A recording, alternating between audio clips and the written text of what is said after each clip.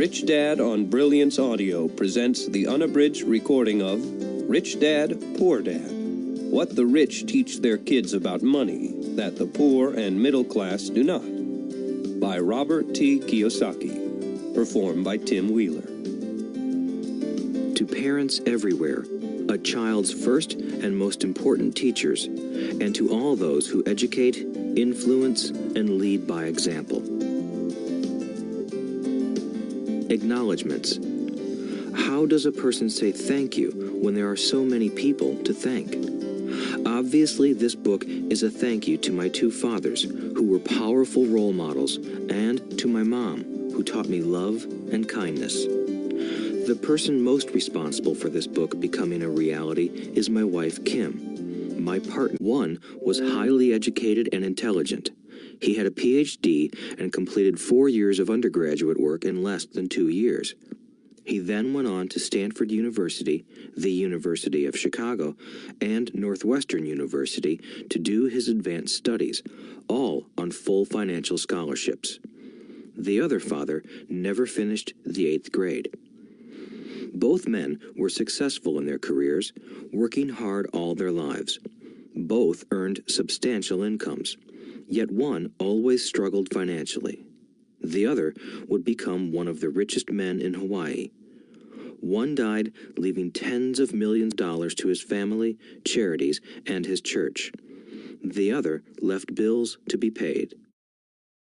Both men were strong, charismatic, and influential. Both men offered me advice, but they did not advise the same things. Both men believed strongly in education, but did not recommend the same course of study. If I had had only one dad, I would have had to accept or reject his advice. Having two dads offered me the choice of contrasting points of view, one of a rich man and one of a poor man. Instead of simply accepting or rejecting one or the other, I found myself thinking more, comparing, and then choosing for myself. The problem was that the rich man was not rich yet. Lack of money is the root of all evil. As a young boy, having two strong fathers, both influencing me, was difficult. I wanted to be a good son and listen, but the two fathers did not say the same things. The contrast in their points of view, particularly about money, was so extreme that I grew curious and intrigued. I began to start thinking for long periods of time about what each was saying. Much of my private time was spent reflecting, asking myself questions such as, why does he say that? And then asking the same question of the other dad's statement. It would have been much easier to simply say, yeah, he's right, I agree with that. Or to simply reject the point of view by saying, the old man doesn't know what he's talking about. Instead, having two dads whom I loved forced me to think and ultimately choose a way of thinking for myself.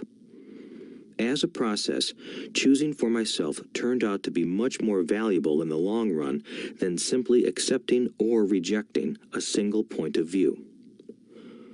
One of the reasons the rich get richer, the poor get poorer, and the middle class struggles in debt is that the subject of money is taught at home, not in school. Most of us learn about money from our parents. So what can poor parents tell their child about money? They simply say, stay in school and study hard. The child may graduate with excellent grades, but with a poor person's financial programming and mindset. Sadly, money is not taught in schools.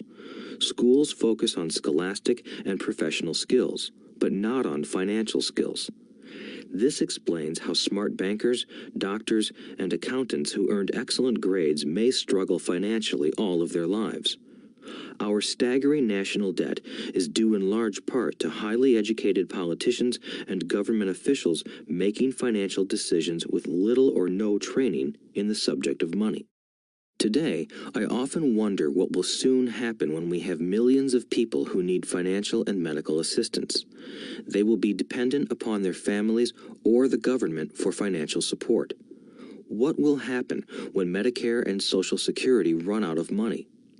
How will a nation survive if teaching children about money continues to be left to parents, most of whom will be, or already are, poor? Because I had two influential fathers, I learned from both of them. I had to think about each dad's advice, and in doing so, I gained valuable insight into the power and effect of one's thoughts on one's life. For example, one dad had a habit of saying, "I can't afford it." The other dad forbade those words to be used. He insisted I ask, "How can I afford it?" One is a statement, and the other is a question. One lets you off the hook, and the other forces you to think. My soon-to-be rich dad would explain that by automatically saying the words, "I can't afford it," your brain stops working. By asking the question, "How can I afford it?" your brain is put to work. He did not mean that you should buy everything you want. He was fanatical about exercising your mind, the most powerful computer in the world. He'd say, "My brain gets stronger every day because I exercise it. The stronger it gets, the more money I can make." He believed that automatically saying, "I can't afford it," was a sign of mental laziness. Although both dads worked hard, I noticed that one dad had a habit of putting his brain to sleep when it came to finances, and the other had a habit of exercising his brain. The long-term result was that one dad grew stronger financially, and the other grew weaker. It is not much different from a person who goes to the gym to exercise on a regular basis versus someone who sits on the couch watching television. Proper physical exercise increases your chances for health, and proper mental exercise increases your chances for wealth. My two dads had opposing attitudes, and that affected the way they thought. One dad thought that the rich should pay more in taxes to take care of those less fortunate. The other said, taxes punish those who produce and reward those who don't produce. One dad recommended, study hard so you can find a good company to work for. The other recommended, study hard so you can find a good company to buy. One dad said, the reason I'm not rich is because I have you kids. The other said, the reason I must be rich is because I have you kids. One encouraged talking about money and business at the dinner table, while the other forbade the subject of money to be discussed over a meal. One said, when it comes to money, play it safe, don't take risks. The other said, learn to manage risk. One believed, our home is our largest investment and our greatest asset. The other believed, mine, yet one paid his bills first, while the other paid his bills last. One dad believed in a company or the government taking care of you and your needs. He was always concerned about pay raises, retirement plans, medical benefits, sick leave, vacation days, and other perks. He was impressed with two of his uncles who joined the military and earned a retirement and entitlement package for life after 20 years of active service. He loved the idea of medical benefits and PX privileges the military provided its retirees. He also loved the tenure system available through the university. The idea of job protection for life and job benefits seemed more important at times than the job. He would often say, I've worked hard for the government and I'm entitled to these benefits. The other believed in total financial self-reliance. He spoke out against the entitlement mentality and how it created weak and financially needy people. He was emphatic about being financially competent. One dad struggled to save a few dollars. The other created investments. One dad taught me how to write an impressive resume so I could find a good job.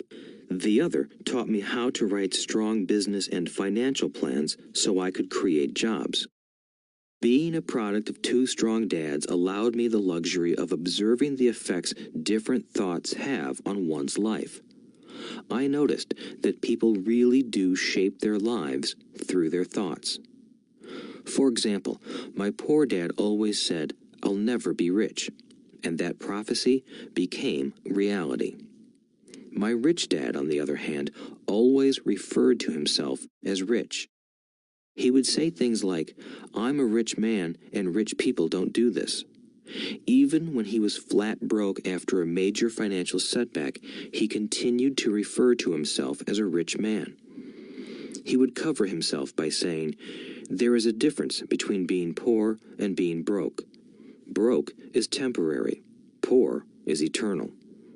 My poor dad would say, "I'm not interested in money," or "money doesn't matter." My rich dad always said, "Money is power." The power of our thoughts may never be measured or appreciated, but it became obvious to me as a young boy that it was important to be aware of my thoughts and how I expressed myself. I noticed that my poor dad was poor, not because of the amount of money he earned, which was significant, but because of his thoughts and actions. As a young boy having two fathers, I became acutely aware of being careful about which thoughts I chose to adopt as my own. Should I listen to my rich dad or to my poor dad? Although both men had tremendous respect for education and learning, they disagreed about what they thought was important to learn. One wanted me to study hard, earn a degree, and get a good job to earn money. He wanted me to study to become a professional, an attorney or an accountant, and to go to business school for my MBA. The other encouraged me to study to be rich, to understand how money works, and to learn how to have it work for me. "I don't work for money" were words he would repeat over and over. "Money works for me."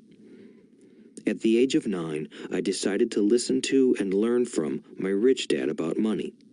In doing so, I chose not to listen to my poor dad, even though he was the one with all the college degrees. A lesson from Robert Frost. Robert Frost is my favorite poet. Although I love many of his poems, my favorite is "The Road Not Taken." I use its lesson almost daily. The Road Not Taken. Two roads diverged in a yellow wood, and sorry I could not travel both.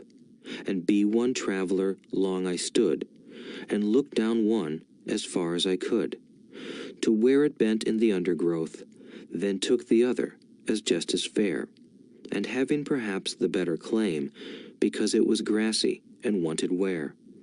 Though as for that the passing there had worn them really about the same, and both that morning equally lay in leaves no step had trodden black. Oh, I kept the first for another day, yet knowing how way leads on to way, I doubted if I should ever come back. I shall be telling this with a sigh, somewhere ages and ages hence. Two roads diverged in a wood, and I took the one less traveled by, and that has made all the difference. And that has made all the difference. Over the years, I have often reflected upon Robert Frost's poem.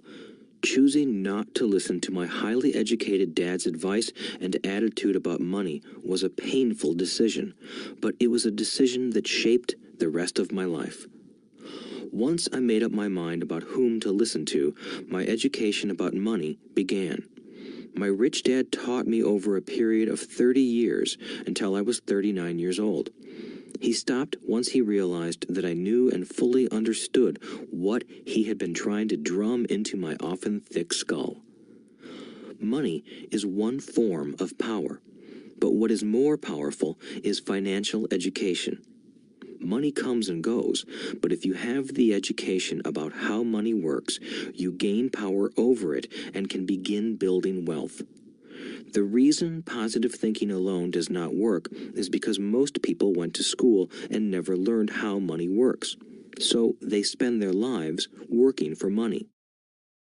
Because I was only 9 years old when I started, the lessons my rich dad taught me were simple.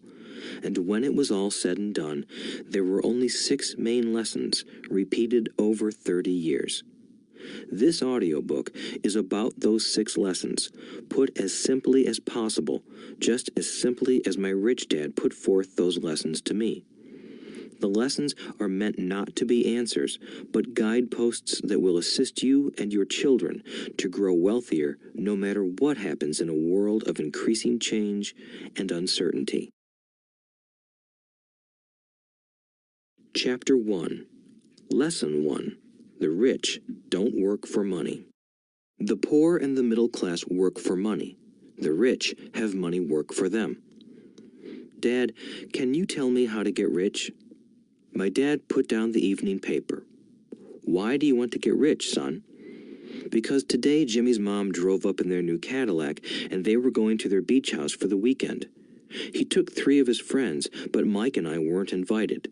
They told us we weren't invited because we were poor kids. They did? My dad asked incredulously. Yeah, they did, I replied in a hurt tone. My dad silently shook his head, pushed his glasses up the bridge of his nose, and went back to reading the paper. I stood waiting for an answer. The year was 1956. I was 9 years old. By some twist of fate, I attended the same public school where the rich people sent their kids. We were primarily a sugar plantation town. The managers of the plantation and the other affluent people, such as doctors, business owners, and bankers, sent their children to this elementary school. After grade 6, their children were generally sent off to private schools. Because my family lived on one side of the street, I went to this school. Had I lived on the other side of the street, I would have gone to a different school with kids from families more like mine. After grade 6, these kids and I would go on to the public intermediate and high school. There was no private school for them or for me. My dad finally put down the paper. I could tell he was thinking. Well, son, he began slowly, if you want to be rich, you have to learn to make money. How do I make money? I asked. Well, use your head, son, he said, smiling. Even then, I knew that really meant, that's all I'm going to tell you, or, I don't know the answer, so don't embarrass me. A partnership is formed. The next morning, I told my best friend, Mike, what my dad had said. As best as I could tell, Mike and I were the only poor kids in this school. Mike was also in this school by a twist of fate. Someone had drawn a jog in the line for the school district, and we wound up in school with the rich kids. We weren't really poor, but we felt as if we were because all the other boys had new baseball gloves, new bicycles, new everything. Mom and Dad provided us with the basics, like food and shelter and clothes, but that was about it. My dad used to say, if you want something, work for it. We wanted things, but there was not much work available for 9-year-old boys. So what do we do to make money? Mike asked.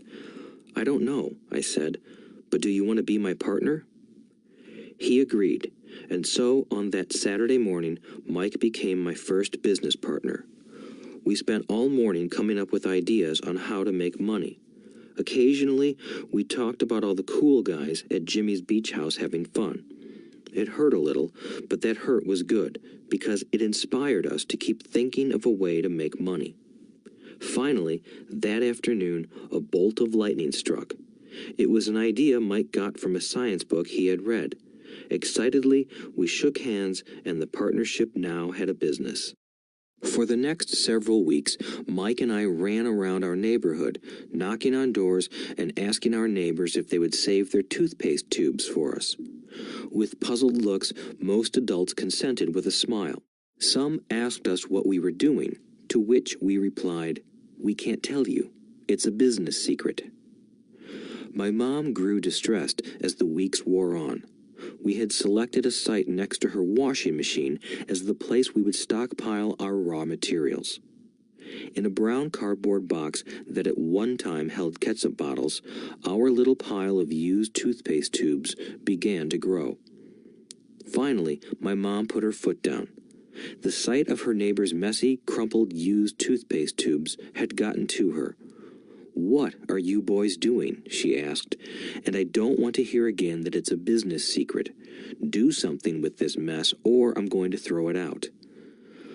Mike and I pleaded and begged, explaining that we would soon have enough and then we would begin production. We informed her that we were waiting on a couple of neighbors to finish their toothpaste so we could have their tubes. Mom granted us a 1-week extension. The date to begin production was moved up, and the pressure was on. My first partnership was already being threatened with an eviction notice by my own mom. It became Mike's job to tell the neighbors to quickly use up their toothpaste, saying their dentist wanted them to brush more often anyway. I began to put together the production line. One day, my dad drove up with a friend to see 2 9-year-old boys in the driveway with their production line operating at full speed. There was fine white powder everywhere. On a long table were small milk cartons from school, and our family's hibachi grill was glowing with red-hot coals at maximum heat. Dad walked up cautiously, having to park the car at the base of the driveway since the production line blocked the carport. As he and his friend got closer, they saw a steel pot sitting on top of the coals in which the toothpaste tubes were being melted down. In those days, toothpaste did not come in plastic tubes. The tubes were made of lead, so once the paint was burned off, the tubes were dropped in the small steel pot. They melted until they became liquid, and with my mom's pot holders, we poured the lead through a small hole in the top of the milk cartons. The milk cartons were filled with plaster of Paris. White powder was everywhere. In my haste, I had knocked the bag over, and the entire area looked like it had been hit by a snowstorm. The milk cartons were the outer containers for plaster of Paris molds. My dad and his friend watched as we carefully poured the molten lead through a small hole in the top of the plaster of Paris cube. "Careful," my dad said. I nodded without looking up. Finally, once the pouring was through, I put the steel pot down and smiled at my dad. "What are you boys doing?" he asked with a cautious smile. "We're doing what you told me to do. We're going to be rich," I said. "Yup," said Mike, grinning and nodding his head. "We're partners." "And what is in those plaster molds?" my dad asked. "Watch," I said. "This should be a good batch." With a small hammer, I tapped at the seal that divided the cube in half. Cautiously, I pulled up the top half of the plaster mold, and a lead nickel fell out. "Oh my God," my dad said, "you're casting nickels out of lead." "That's right," Mike said. "We're doing as you told us to do. We're making money." My dad's friend turned and burst into laughter. My dad smiled and shook his head.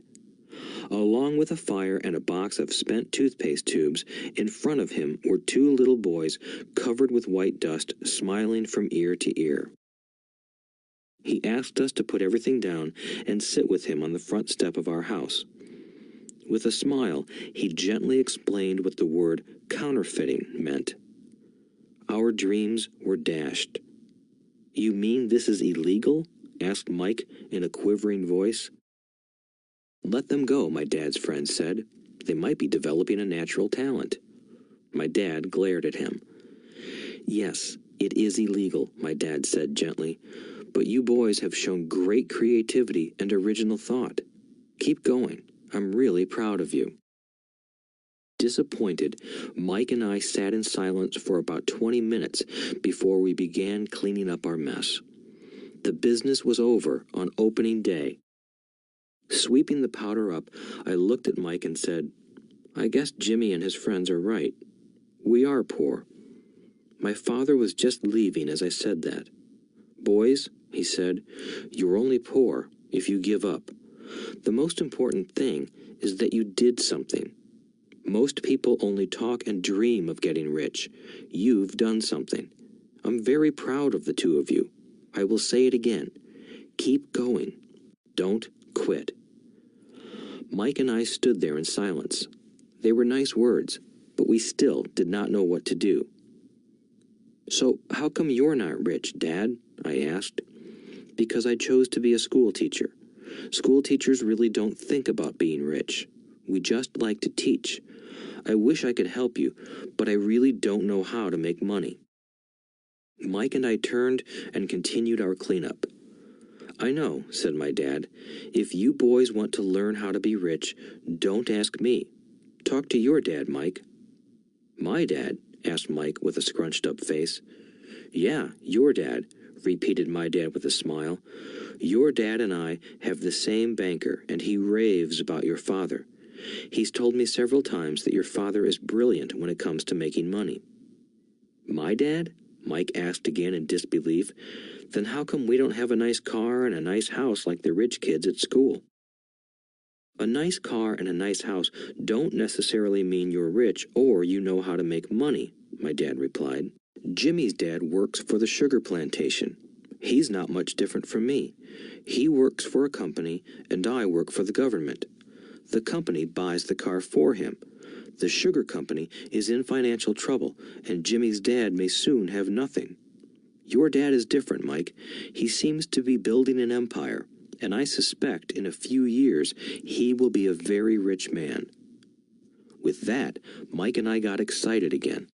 With new vigor, we began cleaning up the mess caused by our now defunct first business.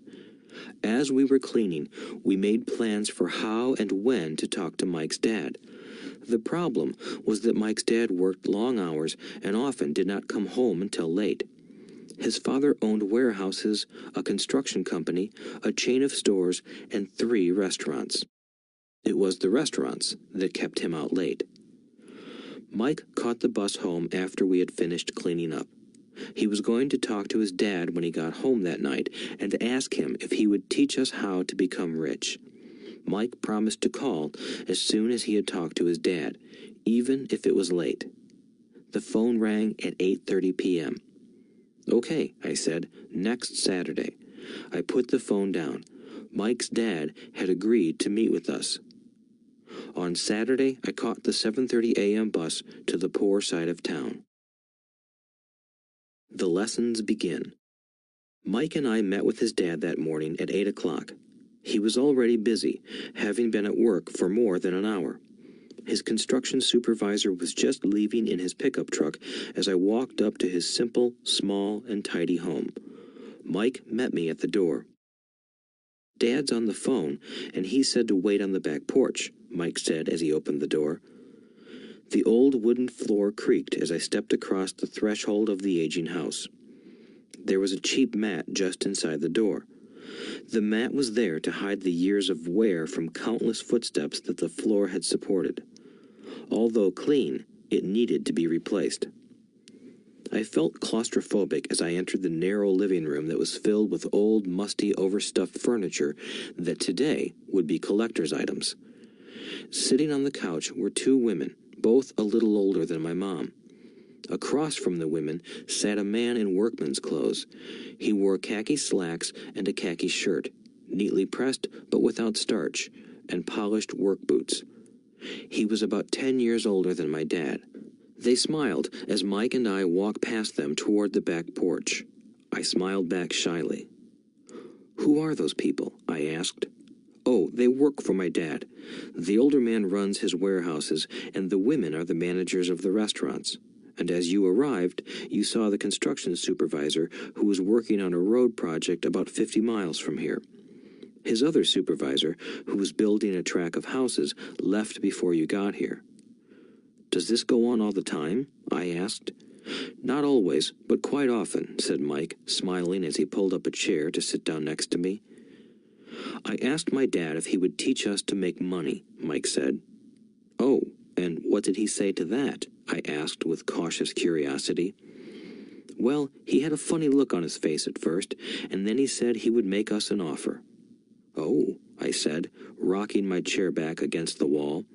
I sat there, perched on 2 rear legs of the chair. Mike did the same thing. "Do you know what the offer is?" I asked. "No, but we'll soon find out." Suddenly, Mike's dad burst through the rickety screen door and onto the porch. Mike and I jumped to our feet, not out of respect, but because we were startled. "Ready, boys?" he asked as he pulled up a chair to sit down with us. We nodded our heads as we pulled our chairs away from the wall to sit in front of him. He was a big man, about 6 feet tall and 200 pounds. My dad was taller, about the same weight, and 5 years older than Mike's dad.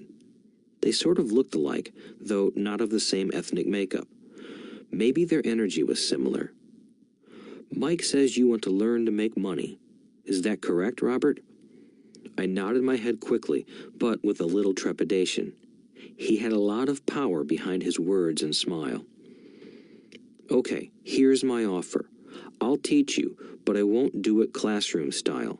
You work for me, I'll teach you. You don't work for me, I won't teach you. I can teach you faster if you work, and I'm wasting my time if you just want to sit and listen like you do in school. That's my offer. Take it or leave it.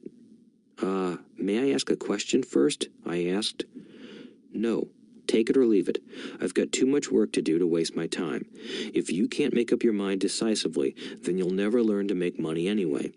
Opportunities come and go. Being able to know when to make quick decisions is an important skill.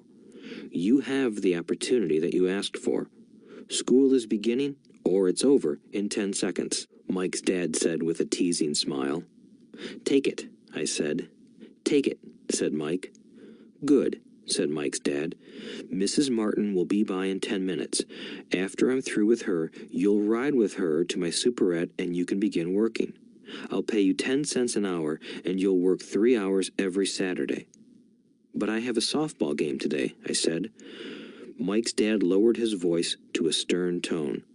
Take it or leave it, he said. I'll take it, I replied, choosing to work and learn instead of playing. 30 cents later. By 9 a.m. that day, Mike and I were working for Mrs. Martin. She was a kind and patient woman. She always said that Mike and I reminded her of her 2 grown sons. Although kind, she believed in hard work and kept us moving.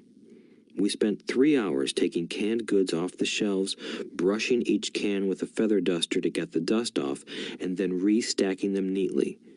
It was excruciatingly boring work. Mike's dad, whom I called my rich dad, owned 9 of these little superettes, each with a large parking lot. They were the early version of the 7-Eleven convenience stores, little neighborhood grocery stores where people bought items such as milk, bread, butter, and cigarettes. The problem was that this was Hawaii before air conditioning was widely used, and the stores could not close their doors because of the heat. On 2 sides of the store, the doors had to be wide open to the road and parking lot.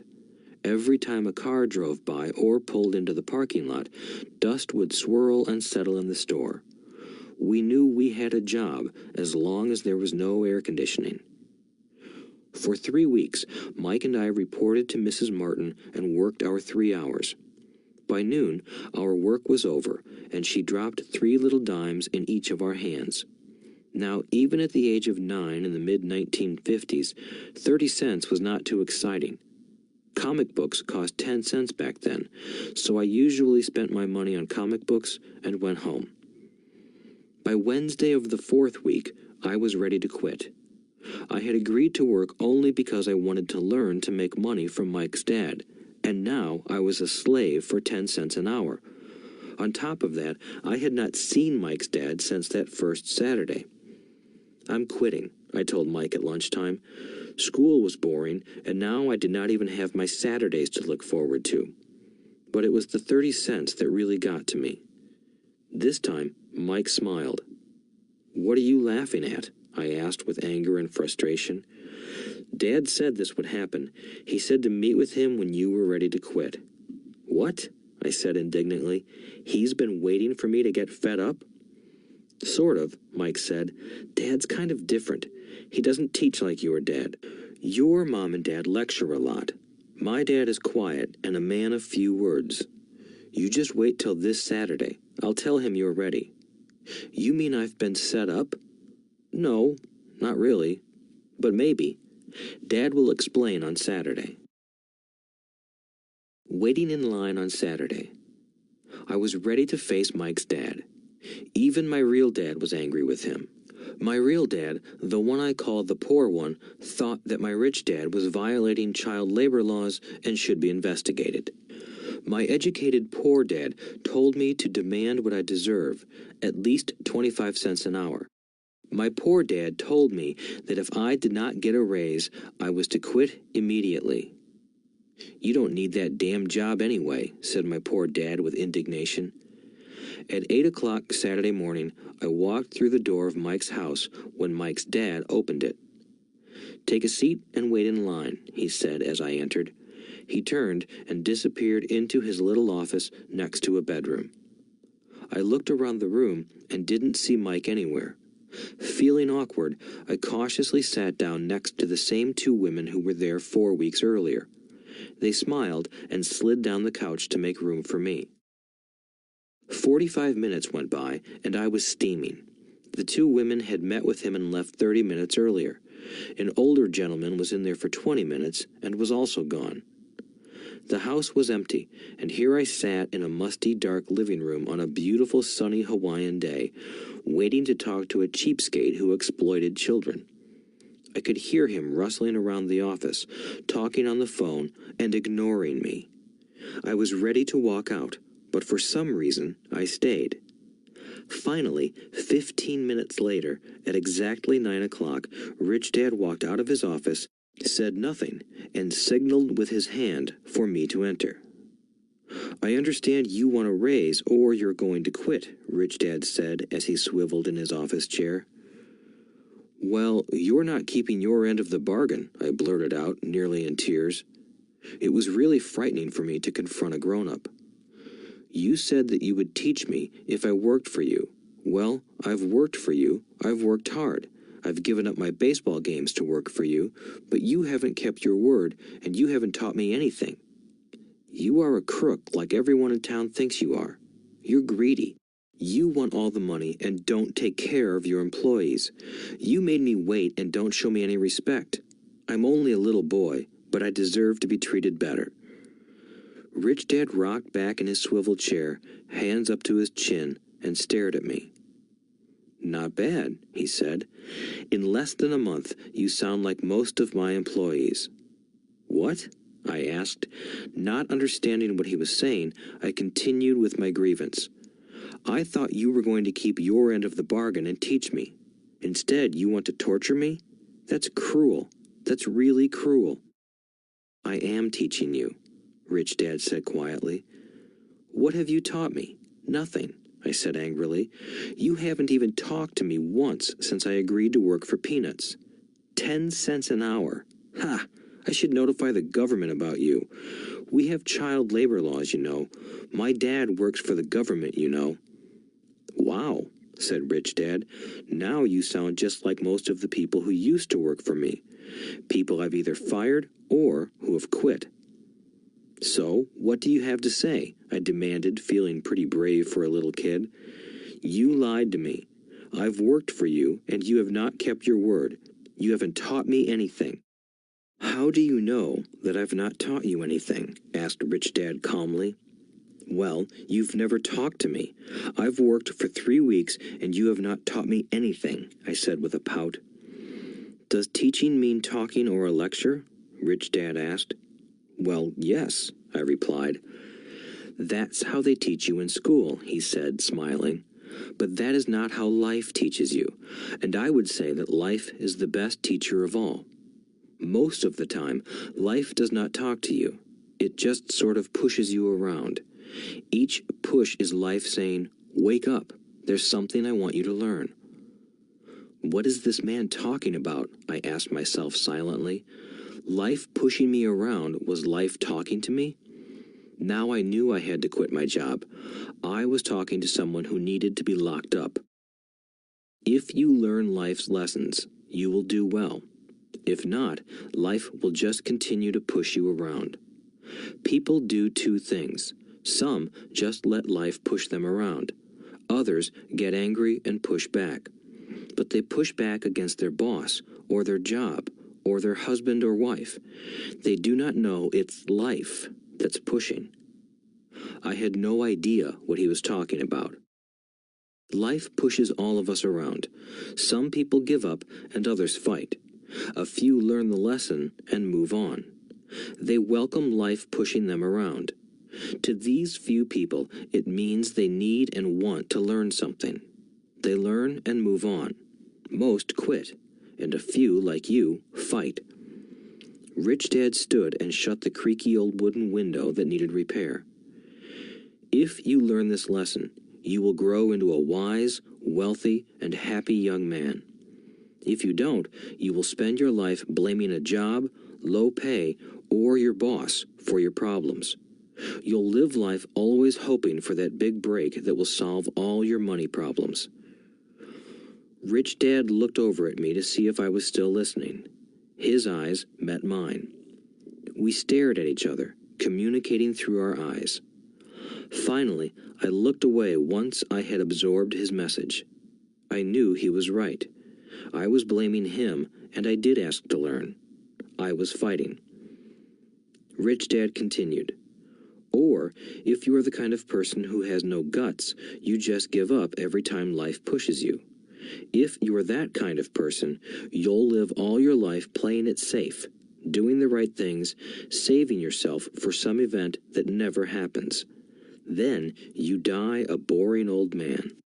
You'll have lots of friends who really like you because you were such a nice, hard-working guy. But the truth is that you let life push you into submission.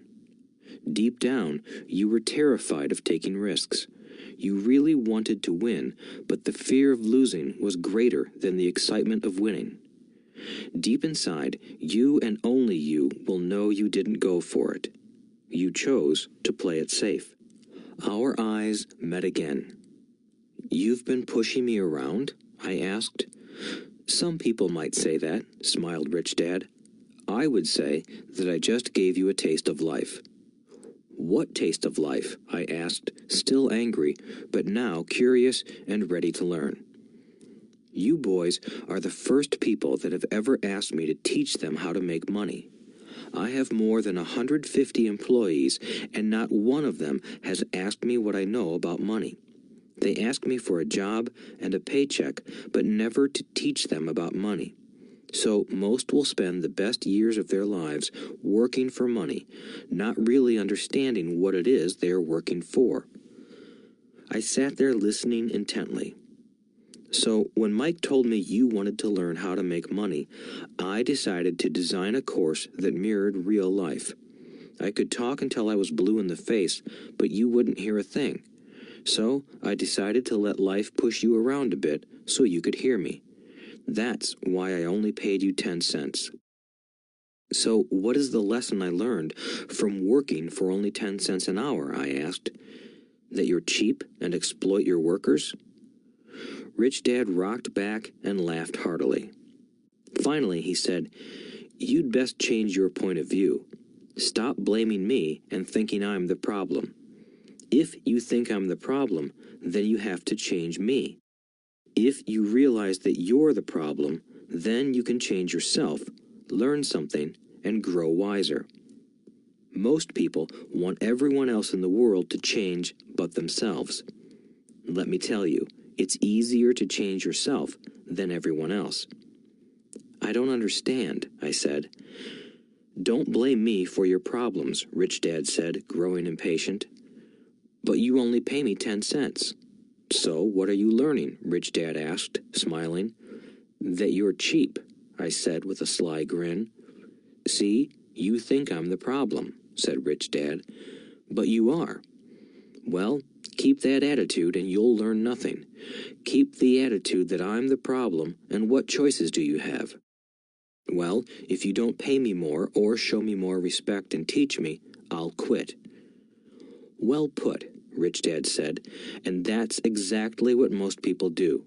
They quit and go looking for another job, a better opportunity and higher pay, actually thinking that this will solve the problem. In most cases, it won't." "So what should I do?" I asked. "Just take this measly 10 cents an hour and smile?" Rich Dad smiled. "That's what the other people do. But that's all they do, waiting for a raise, thinking that more money will solve their problems. Most just accept it, and some take a second job working harder, but again, accepting a small paycheck. I sat staring at the floor, beginning to understand the lesson Rich Dad was presenting. I could sense it was a taste of life.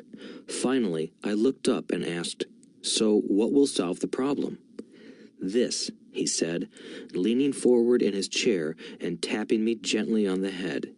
"This stuff between your ears." It was at that moment that Rich Dad shared the pivotal point of view that separated him from his employees and my poor dad, and led him to eventually become one of the richest men in Hawaii, while my highly educated but poor dad struggled financially all his life. It was a singular point of view that made all the difference over a lifetime. Rich Dad said this point of view over and over, which I call lesson number 1. The poor and the middle class work for money. The rich have money work for them. On that bright Saturday morning, I learned a completely different point of view from what I had been taught by my poor dad. At the age of 9, I understood that both dads wanted me to learn. Both dads encouraged me to study, but not the same things. My highly educated dad recommended that I do what he did. "Son, I want you to study hard, get good grades so you can find a safe, secure job with a big company, and make sure it has excellent benefits." My rich dad wanted me to learn how money works so I could make it work for me. These lessons I would learn through life with his guidance, not because of a classroom. My rich dad continued my first lesson. "I'm glad you got angry about working for 10 cents an hour. If you hadn't got angry and had simply accepted it, I would have to tell you that I could not teach you. You see, true learning takes energy, passion, and a burning desire. Anger is a big part of that formula, for passion is anger and love combined. When it comes to money, most people want to play it safe and feel secure, so passion does not direct them. Fear does." "So is that why they'll take jobs with low pay?" I asked. "Yes," said Rich Dad. "Some people say I exploit people because I don't pay as much as the sugar plantation or the government. I say the people exploit themselves. It's their fear, not mine." "But don't you feel you should pay them more?" I asked. "I don't have to. And besides, more money will not solve their problems.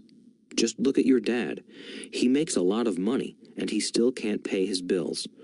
Most people, given more money, only get into more debt." "So that's why the 10 cents an hour," I said, smiling. "It's part of the lesson." "That's right," smiled Rich Dad. "You see, your dad went to school and got an excellent education so he could get a high-paying job. But he still has money problems because he never learned anything about money in school. On top of that, he believes in working for money." "And you don't?" I asked. "No, not really," said Rich Dad. "If you want to learn to work for money, then stay in school. That is a great place to learn to do that.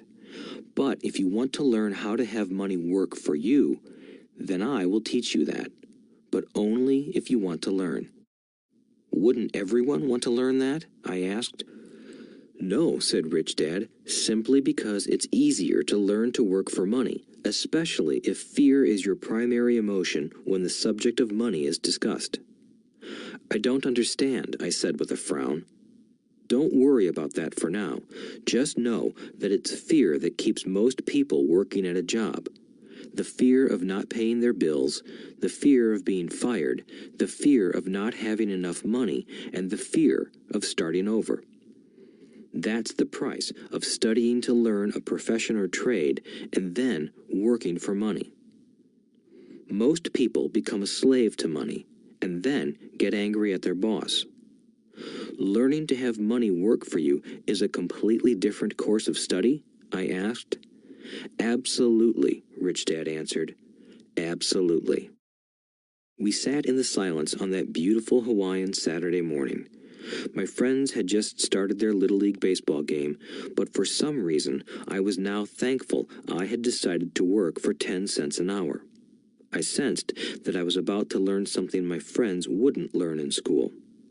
"Ready to learn?" asked Rich Dad. "Absolutely," I said with a grin. "I have kept my promise. I've been teaching you from afar," my rich dad said. "At 9 years old, you've gotten a taste of what it feels like to work for money. Just multiply your last month by 50 years, and you will have an idea of what most people spend their life doing." "I don't understand," I said. "How did you feel waiting in line to see me, once to get hired and once to ask for more money?" "Terrible," I said. "If you choose to work for money, that is what life will be like," said Rich Dad. "And how did you feel when Mrs. Martin dropped 3 dimes in your hand for 3 hours of work?" "I felt like it wasn't enough. It seemed like nothing. I was disappointed," I said. "And that is how most employees feel when they look at their paychecks, especially after all the tax and other deductions are taken out. At least you got 100%. "You mean most workers don't get paid everything?" I asked with amazement. "Heavens no," said Rich Dad. "The government always takes its share first." "How do they do that?" I asked. "Taxes," said Rich Dad. "You're taxed when you earn. You're taxed when you spend. You're taxed when you save. You're taxed when you die." "Why do people let the government do that to them?" "The rich don't," said Rich Dad with a smile. "The poor and the middle class do. I'll bet you that I earn more than your dad, yet he pays more in taxes." "How can that be?" I asked. At my age, that made no sense to me. Why would someone let the government do that to them? Rich Dad rocked slowly and silently in his chair, just looking at me. "Ready to learn?" he asked. I nodded my head slowly. As I said, there is a lot to learn. Learning how to have money work for you is a lifetime study. Most people go to college for 4 years and their education ends. I already know that my study of money will continue over my lifetime, simply because the more I find out I need to know. Most people never study the subject. They go to work, get their paycheck, balance their checkbooks, and that's it. Then they wonder why they have money problems. They think that more money will solve the problem, and don't realize that it's their lack of financial education that is the problem. "So my dad has tax problems because he doesn't understand money?" I asked, confused. "Look," said Rich Dad, "taxes are just one small section on learning how to have money work for you. Today, I just wanted to find out if you still have the passion to learn about money. Most people don't. They want to go to school, learn a profession, have fun at their work, and earn lots of money. One day they wake up with big money problems, and then they can't stop working. That's the price of only knowing how to work for money instead of studying how to have money work for you." "So, do you still have the passion to learn?" asked Rich Dad. I nodded my head. "Good," said Rich Dad. "Now get back to work. This time, I will pay you nothing." "What?" I asked in amazement. "You heard me. Nothing. You will work the same 3 hours every Saturday, but this time you will not be paid 10 cents per hour. You said you wanted to learn to not work for money, so I'm not going to pay you anything." I couldn't believe what I was hearing. I've already had this conversation with Mike, and he's already working, dusting and stacking canned goods for free. You'd better hurry and get back there. "That's not fair," I shouted. "You've got to pay something." "You said you wanted to learn. If you don't learn this now, you'll grow up to be like the 2 women and the older man sitting in my living room, working for money and hoping I don't fire them. Or, like your dad, earning lots of money only to be in debt up to his eyeballs, hoping more money will solve the problem. If that's what you want, I'll go back to our original deal of 10 cents an hour. Or you can do what most adults do. Complain that there is not enough pay, quit, and go looking for another job. But what do I do? I asked. Rich Dad tapped me on the head. Use this, he said. If you use it well, you will soon thank me for giving you an opportunity, and you will grow into a rich man. I stood there, still not believing what a raw deal I was handed. I came to ask for a raise, and somehow I was instead working for nothing. Rich Dad tapped me on the head again and said, Use this. Now, get out of here and get back to work. Lesson number 1. The rich don't work for money. I didn't tell my poor dad I wasn't being paid. He wouldn't have understood, and I didn't want to try to explain something I didn't understand myself. For 3 more weeks, Mike and I worked 3 hours every Saturday for nothing. The work didn't bother me, and the routine got easier. But it was the missed baseball games and not being able to afford to buy a few comic books that got to me. Rich Dad stopped by at noon on the 3rd week. We heard his truck pull up in the parking lot and sputter when the engine was turned off. He entered the store and greeted Mrs. Martin with a hug.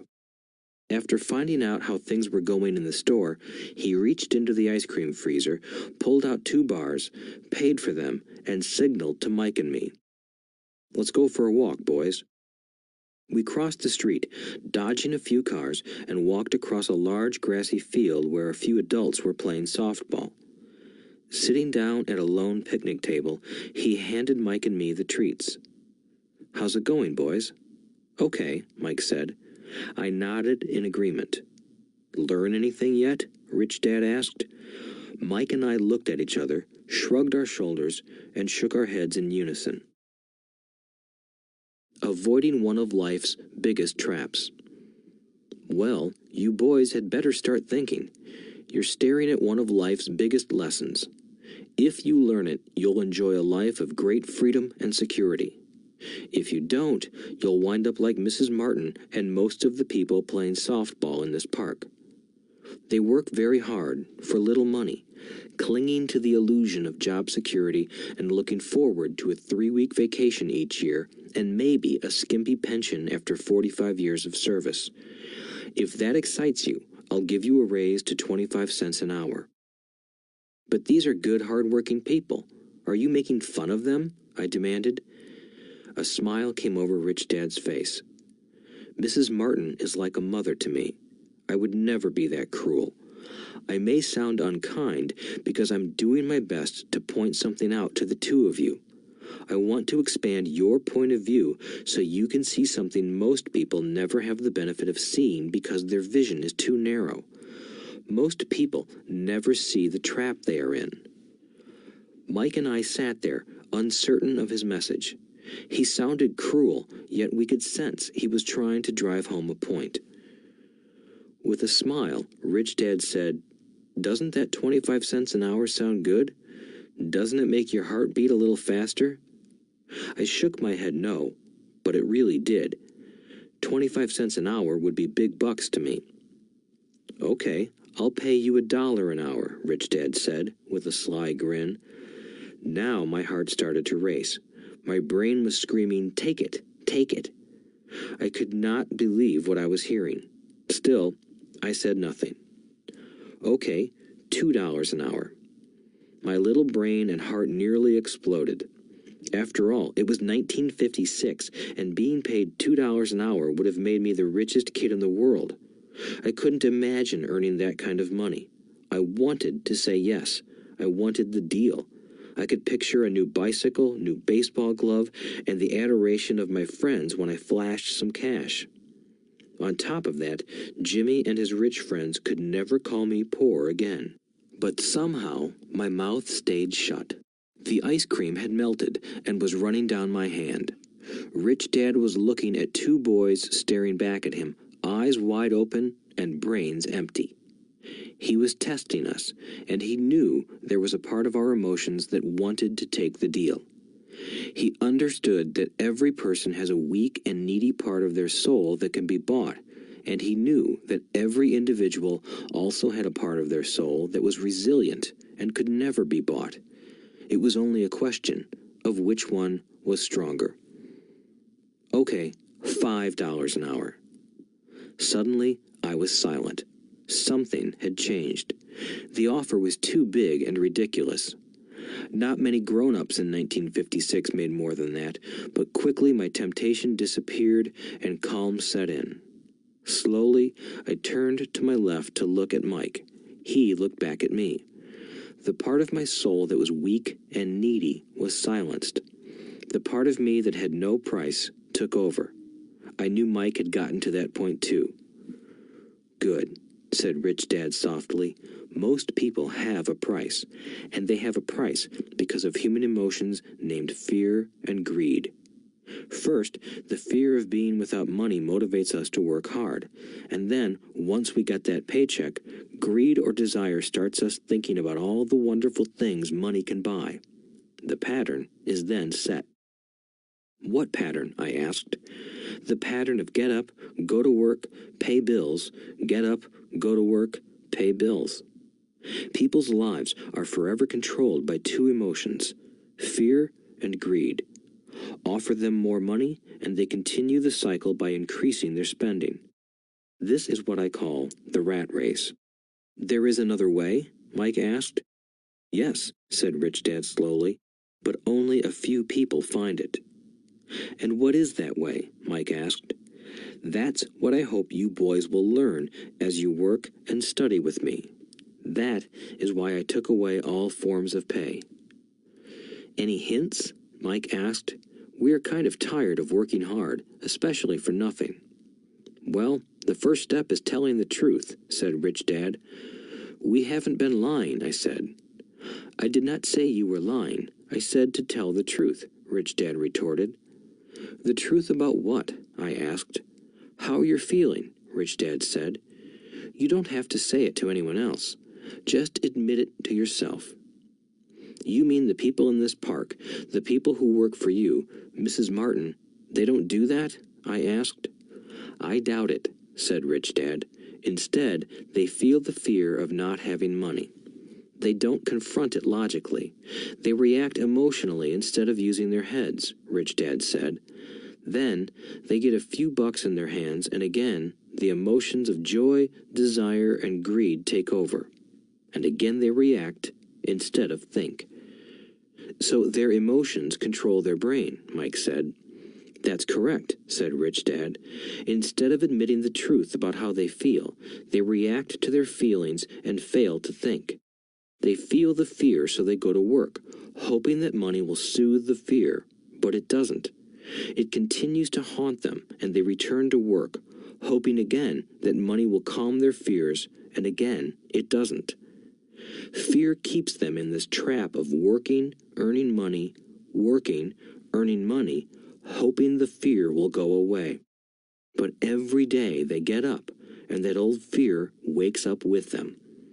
For millions of people, that old fear keeps them awake all night, causing a night of turmoil and worry.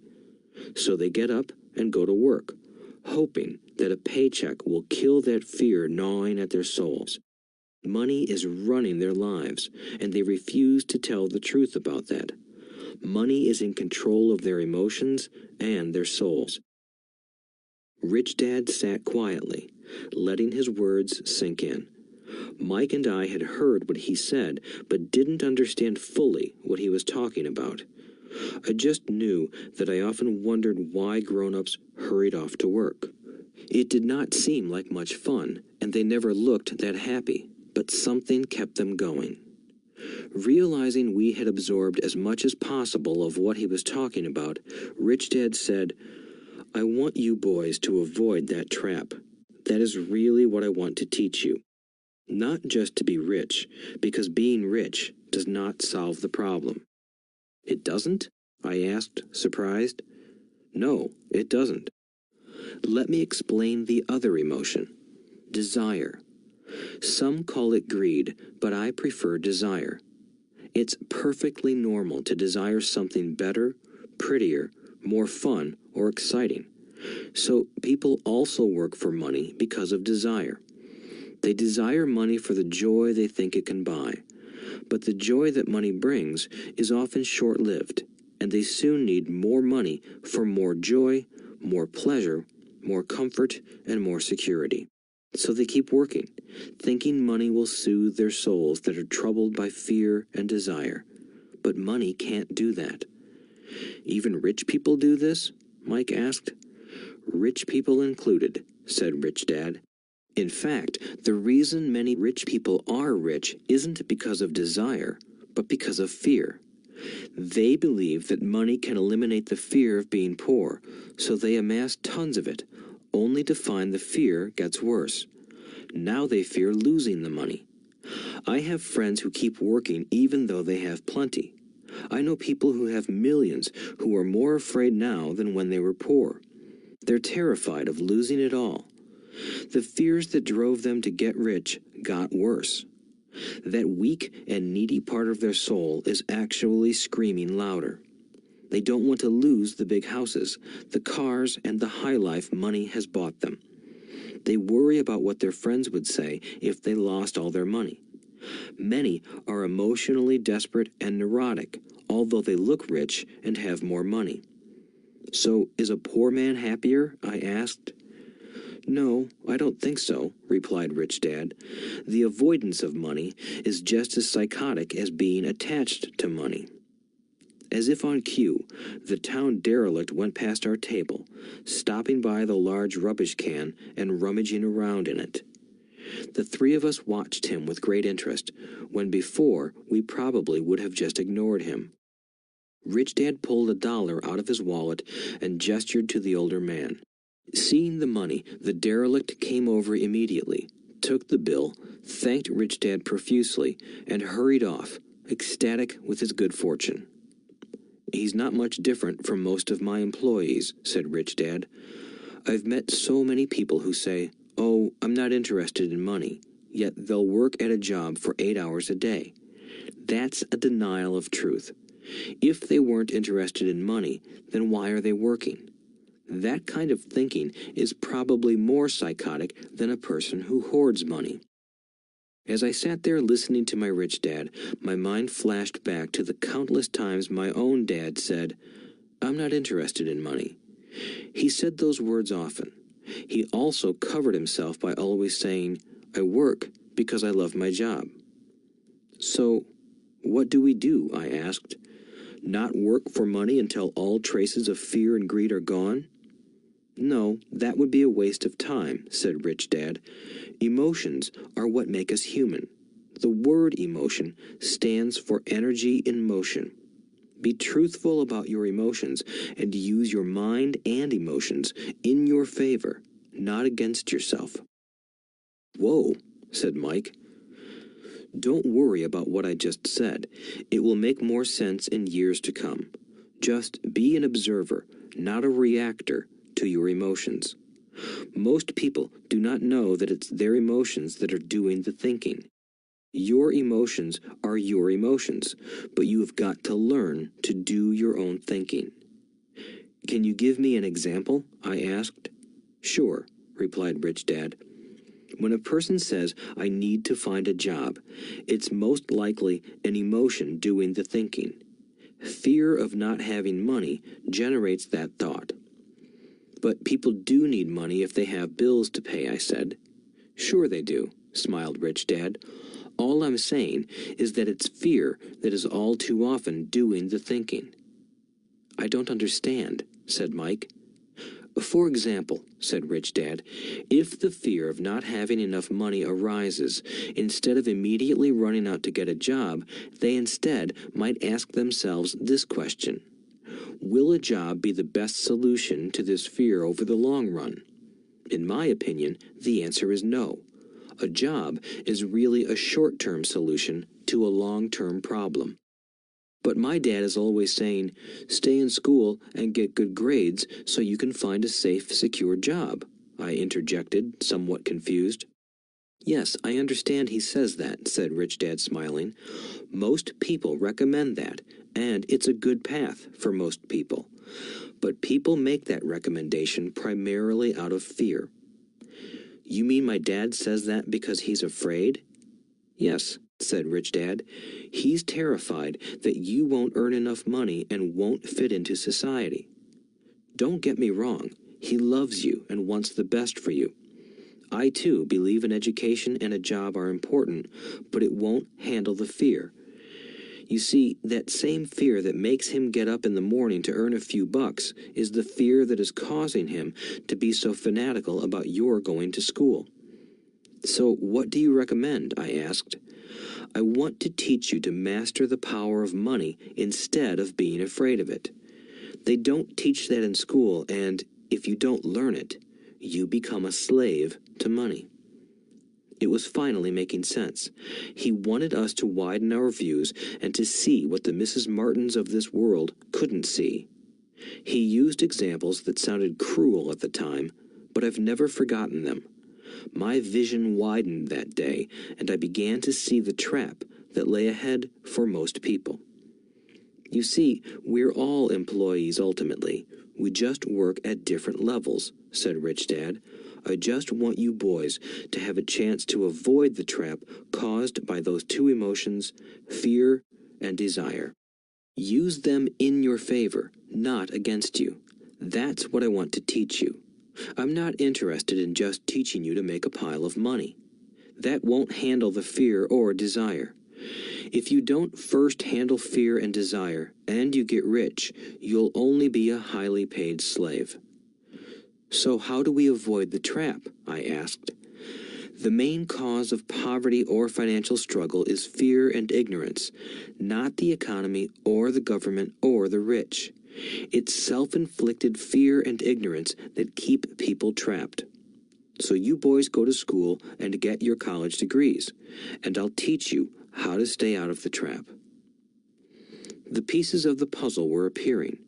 My highly educated dad had a great education and a great career, but school never told him how to handle money or his fear of it. It became clear that I could learn different and important things from two fathers. So you've been talking about the fear of not having money. How does the desire for money affect our thinking? Mike asked. How did you feel when I tempted you with a pay raise? Did you notice your desires rising? We nodded our heads. By not giving in to your emotions, you were able to delay your reactions and think. That is important. We will always have emotions of fear and greed. From here on in, it's imperative for you to use those emotions to your advantage, and for the long term to not let your emotions control your thinking. Most people use fear and greed against themselves. That's the start of ignorance. Most people live their lives chasing paychecks, pay raises, and job security because of the emotions of desire and fear, not really questioning where those emotion-driven thoughts are leading them.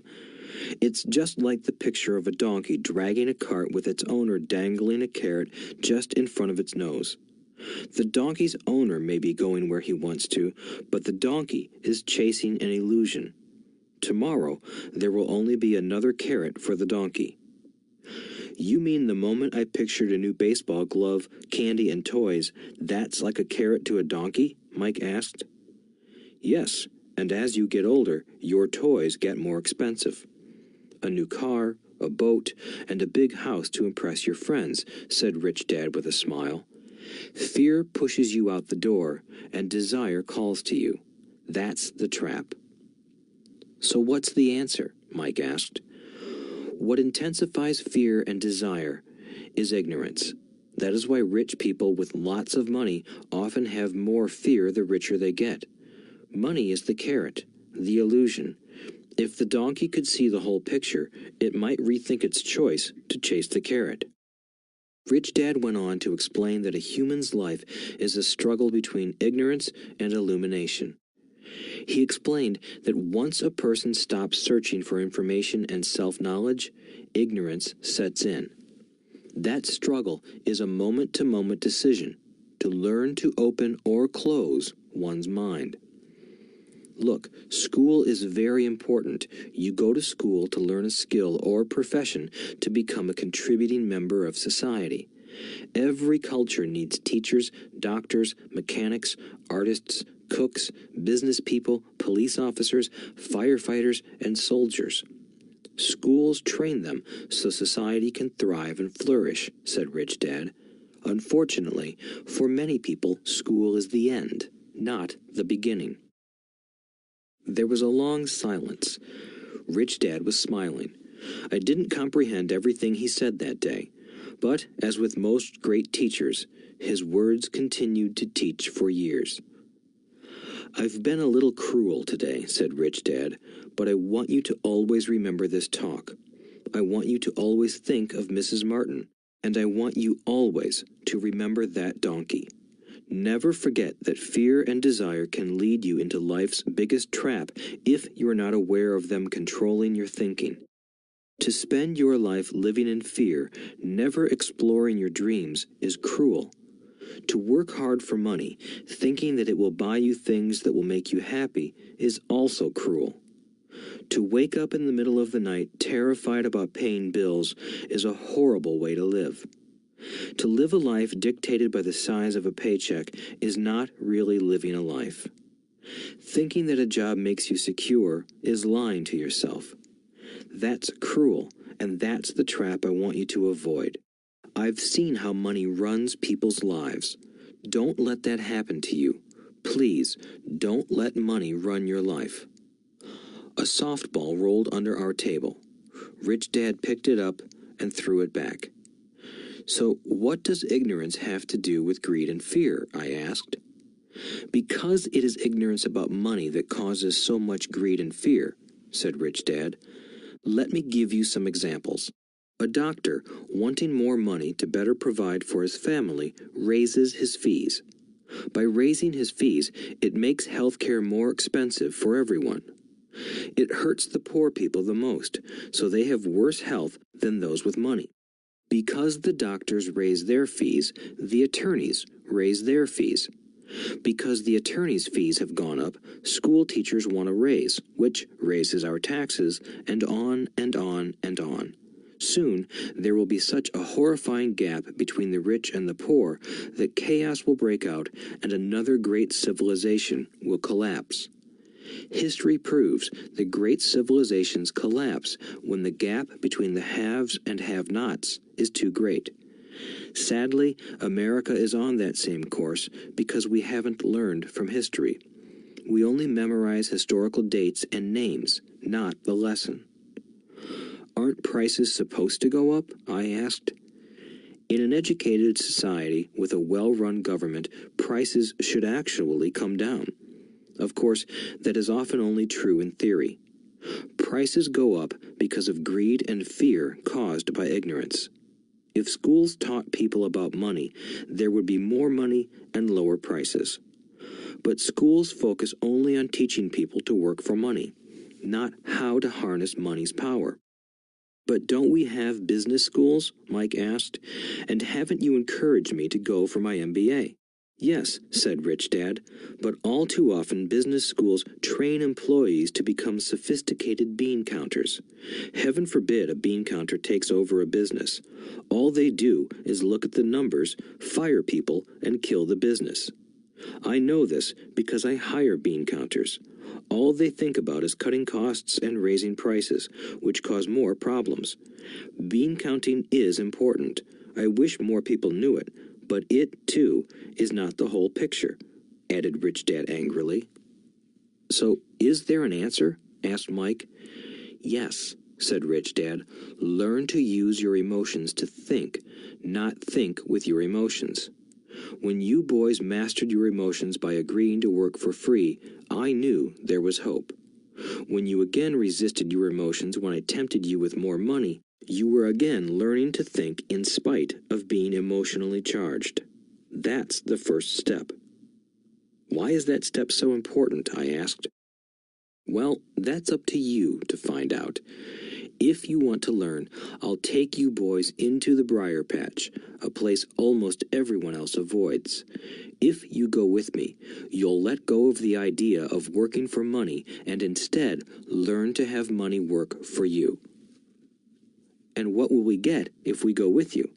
What if we agree to learn from you? What will we get? I asked. "The same thing Brer Rabbit got," said Rich Dad, referring to the classic children's story. "Is there a briar patch?" I asked. "Yes," said Rich Dad. "The briar patch is our fear and greed. Confronting fear, weaknesses, and neediness by choosing our own thoughts is the way out." "Choosing our thoughts?" Mike asked, puzzled. "Yes, choosing what we think rather than reacting to our emotions. Instead of just getting up and going to work because not having the money to pay your bills is scaring you, ask yourself, is working harder at this the best solution to this problem? Most people are too afraid to rationally think things through and instead run out the door to a job they hate. The tar baby is in control. That's what I mean by choosing your thoughts." "And how do we do that?" Mike asked. "That's what I will teach you. I'll teach you to have a choice of thoughts rather than a knee-jerk reaction, like gulping down your morning coffee and running out the door. Remember what I said before.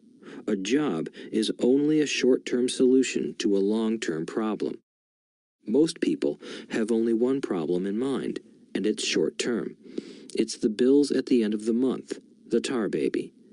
Money controls their lives, or should I say the fear and ignorance about money controls it. So they do as their parents did.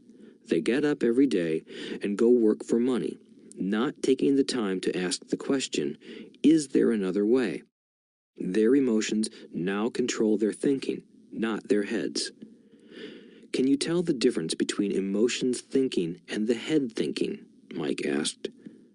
"Oh yes, I hear it all the time," said Rich Dad.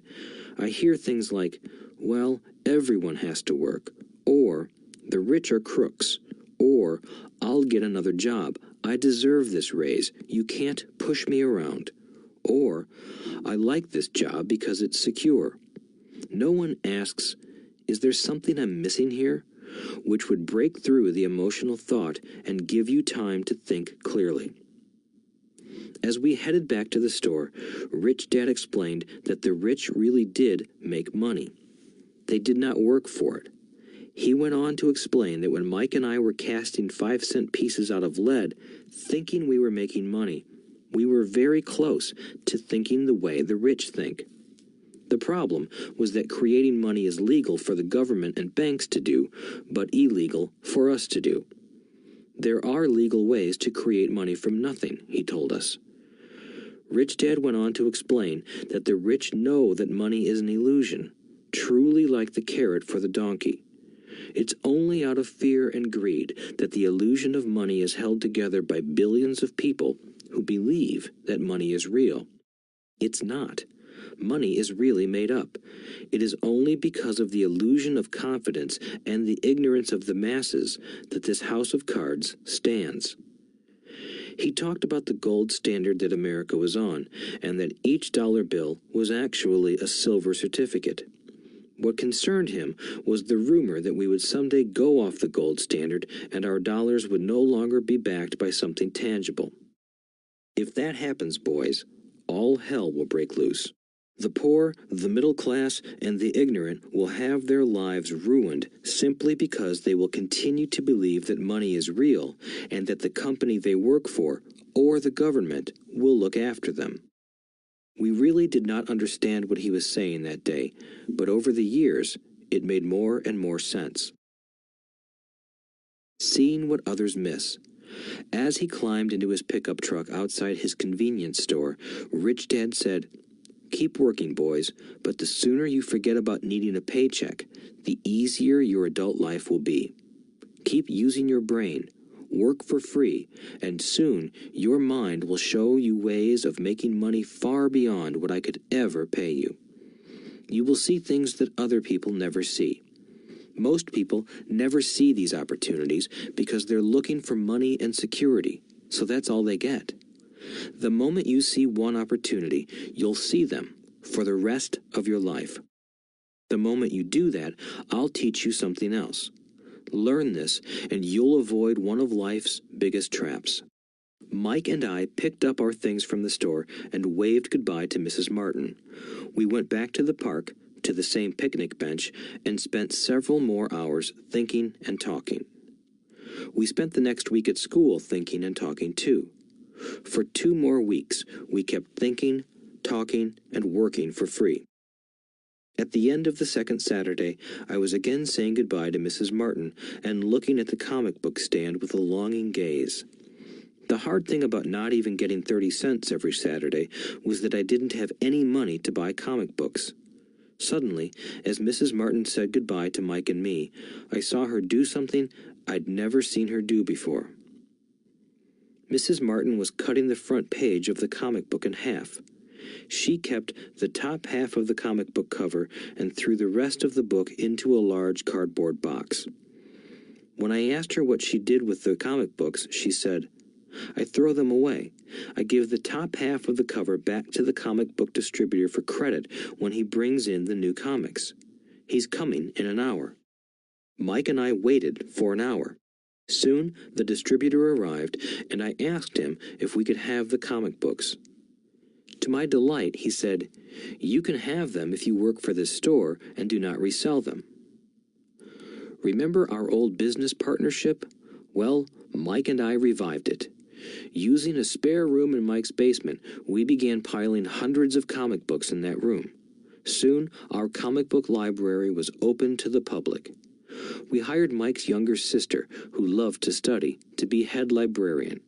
She charged each child 10 cents admission to the library, which was open from 2:30 p.m. to 4:30 p.m. every day after school. The customers, the children of the neighborhood, could read as many comics as they wanted in 2 hours. It was a bargain for them since a comic cost 10 cents each, and they could read 5 or 6 in 2 hours. Mike's sister would check the kids as they left to make sure they weren't borrowing any comic books. She also kept the books, logging in how many kids showed up each day, who they were, and any comments they might have. Mike and I averaged $9.50 per week over a 3-month period. We paid his sister $1 a week and allowed her to read the comics for free, which she rarely did since she was always studying. Mike and I kept our agreement by working in the store every Saturday and collecting all the comic books from the different stores. We kept our agreement to the distributor by not selling any comic books. We burned them once they got too tattered. We tried opening a branch office, but we could never quite find someone as trustworthy and dedicated as Mike's sister. At an early age, we found out how hard it was to find good staff. 3 months after the library first opened, a fight broke out in the room. Some bullies from another neighborhood pushed their way in, and Mike's dad suggested we shut down the business. So our comic book business shut down, and we stopped working on Saturdays at the convenience store. But Rich Dad was excited because he had new things he wanted to teach us. He was happy because we had learned our first lesson so well. We learned to make money work for us. By not getting paid for our work at the store, we were forced to use our imaginations to identify an opportunity to make money. By starting our own business, the comic book library, we were in control of our own finances, not dependent on an employer. The best part was that our business generated money for us even when we weren't physically there. Our money worked for us. Instead of paying us money, Rich Dad had given us so much more. Chapter 2. Lesson 2. Why teach financial literacy? It's not how much money you make, it's how much money you keep. In 1990, Mike took over his father's empire and is, in fact, doing a better job than his dad did. We see each other once or twice a year on the golf course. He and his wife are wealthier than you can imagine. Rich Dad's empire is in great hands, and Mike is now grooming his son to take his place, as his dad had groomed us.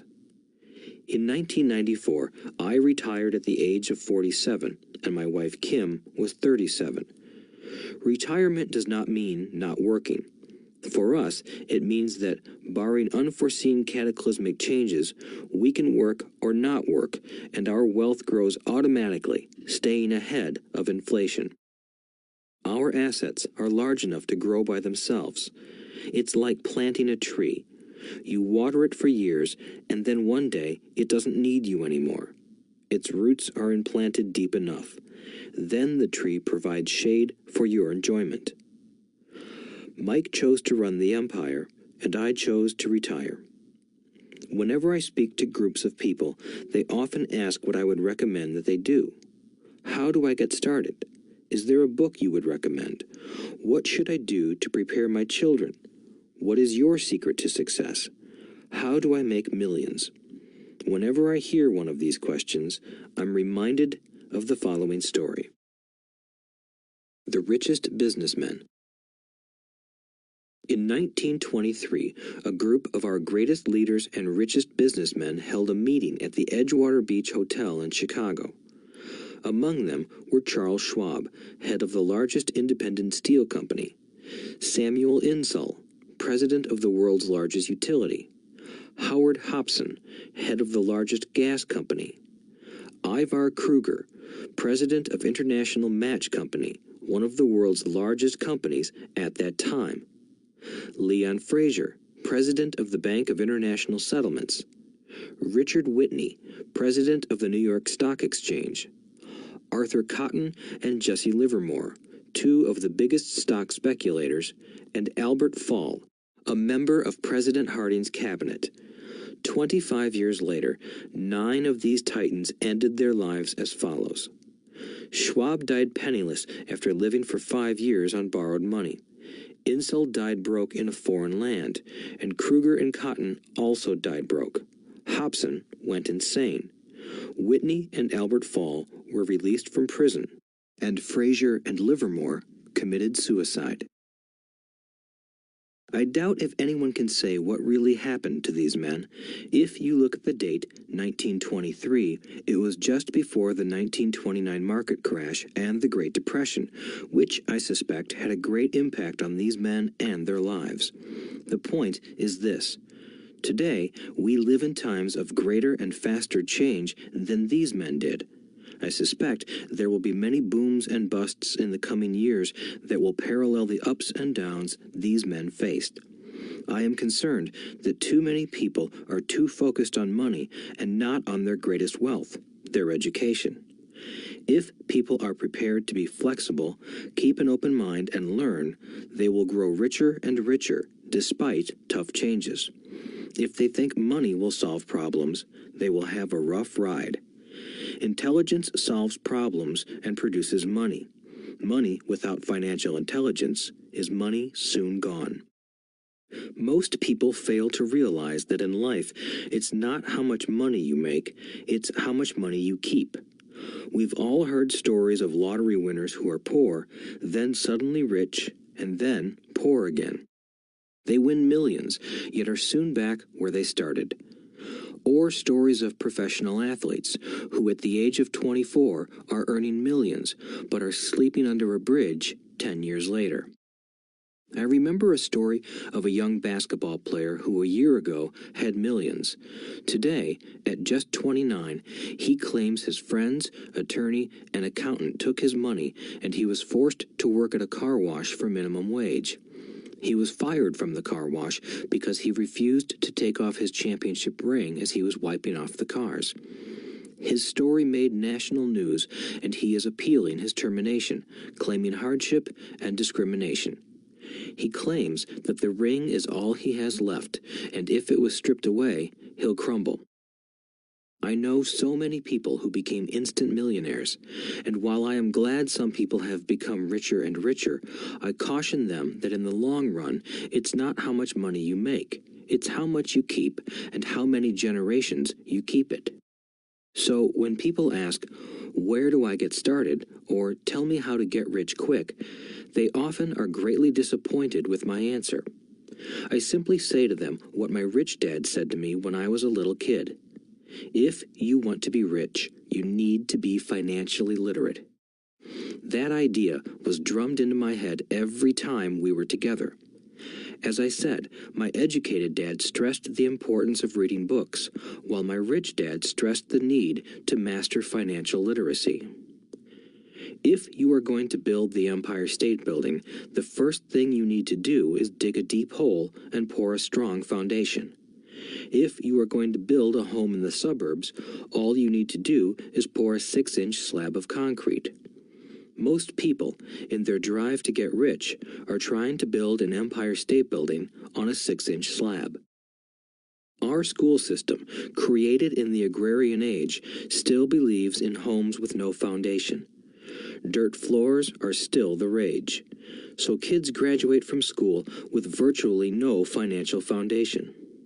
One day, sleepless and deep in debt in suburbia, living the American dream, they decide that the answer to their financial problems is to find a way to get rich quick.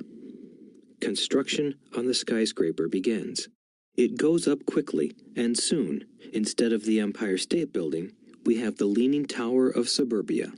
The sleepless nights return. As for Mike and me in our adult years, both of our choices were possible because we were taught to pour a strong financial foundation when we were just kids. Accounting is possibly the most confusing, boring subject in the world, but if you want to be rich long-term, it could be the most important subject. For Rich Dad, the question was how to take a boring and confusing subject and teach it to kids. The answer he found was to make it simple by teaching it in pictures. My Rich Dad poured a strong financial foundation for Mike and me. Since we were just kids, he created a simple way to teach us. For years, he only drew pictures and used few words.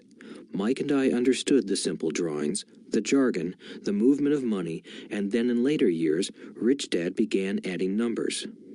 Today, Mike has gone on to master much more complex and sophisticated accounting analysis because he had to in order to run his empire. I am not as sophisticated because my empire is smaller, yet we come from the same simple foundation. Over the following pages, we will discuss those same simple line drawings Mike's dad created for us. Though basic, those drawings helped guide two little boys in building great sums of wealth on a solid and deep foundation. Rule number 1. You must know the difference between an asset and a liability, and buy assets. If you want to be rich, this is all you need to know. It is rule number 1. It is the only rule. This may sound absurdly simple, but most people have no idea how profound this rule is.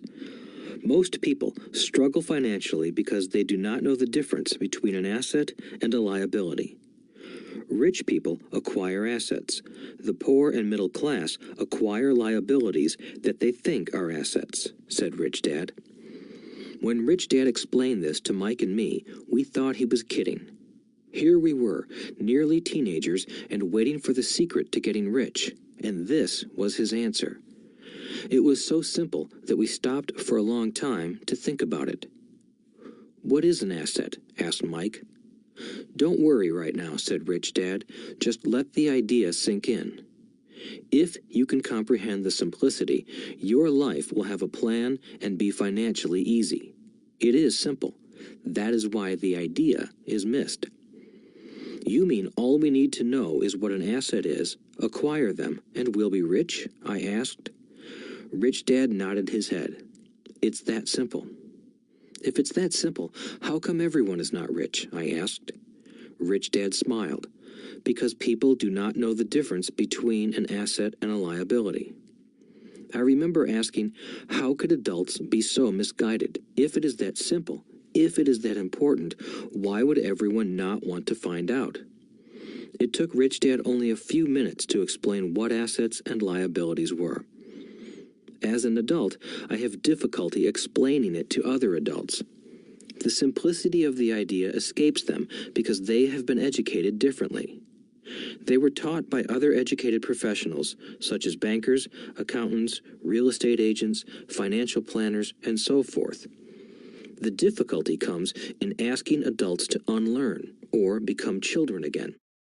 An intelligent adult often feels it is demeaning to pay attention to simplistic definitions. Rich Dad believed in the KISS principle. Keep it simple, stupid, or keep it super simple. So he kept it simple for us, and that made our financial foundation strong. So what causes the confusion? How could something so simple be so screwed up? Why would someone buy an asset that was really a liability? The answer is found in basic education. We focus on the word literacy and not financial literacy. What defines something to be an asset or a liability are not words.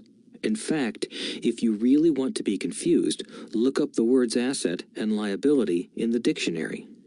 I know the definition may sound good to a trained accountant, but for the average person, it makes no sense. But we adults are often too proud to admit that something does not make sense.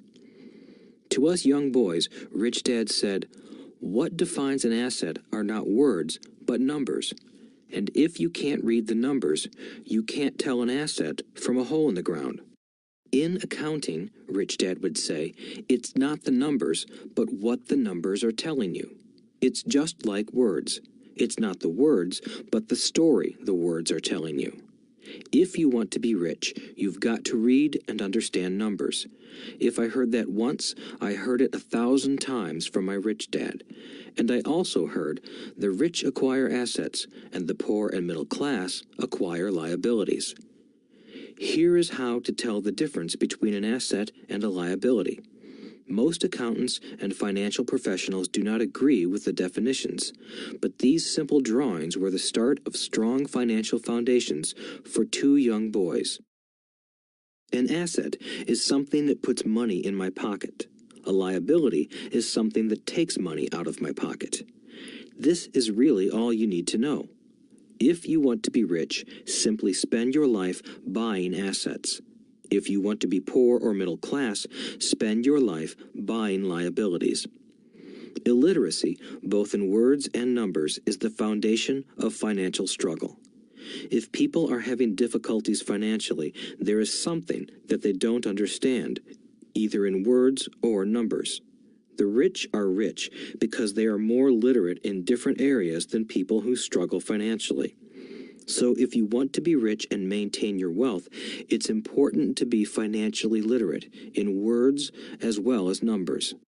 Numbers alone mean little, just as words out of context mean little. It's the story that counts. In financial reporting, reading numbers is looking for the plot, the story of where the cash is flowing. In 80% of most families, the financial story paints a picture of hard work to get ahead. However, this effort is for naught because they spend their lives buying liabilities instead of assets. Everyone has living expenses, the need for food, shelter, and clothing. It is the cash flow that tells the story of how a person handles their money. The reason I started with the story of the richest men in America is to illustrate the flaw in believing that money will solve all problems. That is why I cringe whenever I hear people ask me how to get rich quicker or where they should start. I often hear, "I'm in debt, so I need to make more money." But more money will often not solve the problem. In fact, it may compound the problem. Money often makes obvious our tragic human flaws, putting a spotlight on what we don't know. That is why, all too often, a person who comes into a sudden windfall of cash, let's say an inheritance, a pay raise, or lottery winnings, soon returns to the same financial mess, if not worse than the mess they were in before. Money only accentuates the cash flow pattern running in your head. If your pattern is to spend everything you get, most likely an increase in cash will just result in an increase in spending. Thus the saying, "A fool and his money is one big party." I have said many times that we go to school to gain scholastic and professional skills, both of which are important. We learn to make money with our professional skills. In the 1960s, when I was in high school, if someone did well academically, people assumed this bright student would go on to be a medical doctor because it was the profession with the promise of the greatest financial reward.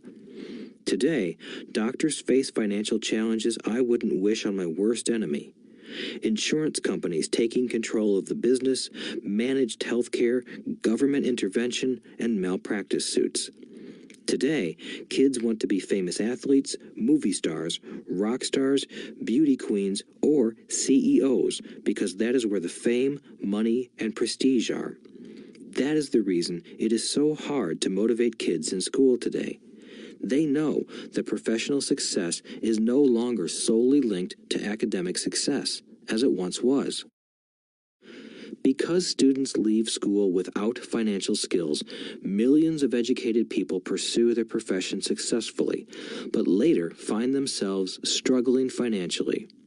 They work harder, but don't get ahead. What is missing from their education is not how to make money, but how to manage money. It's called financial aptitude, what you do with the money once you make it, how to keep people from taking it from you, how to keep it longer, and how to make that money work hard for you. Most people don't understand why they struggle financially because they don't understand cash flow.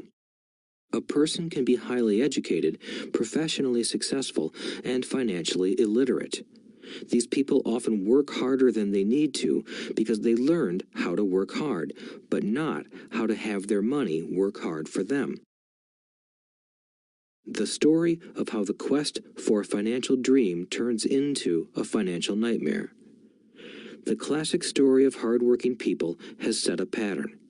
Recently married, the happy, highly educated young couple moves into one of their cramped, rented apartments.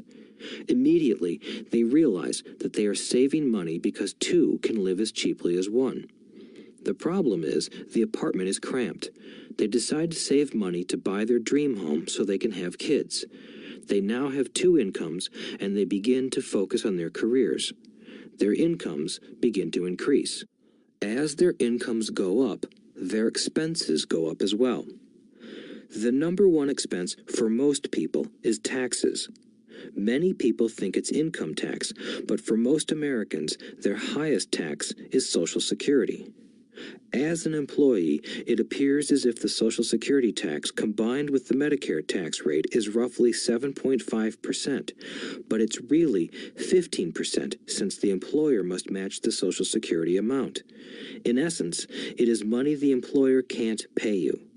On top of that, you still have to pay income tax on the amount deducted from your wages for Social Security tax. Income you never received because it went directly to Social Security through withholding. Going back to the young couple, as a result of their incomes increasing, they decide to buy the house of their dreams. Once in their house, they have a new tax called property tax. Then they buy a new car, new furniture, and new appliances to match their new house. All of a sudden, they wake up and their liabilities column is full of mortgage and credit card debt. Their liabilities go up. They're now trapped in the rat race.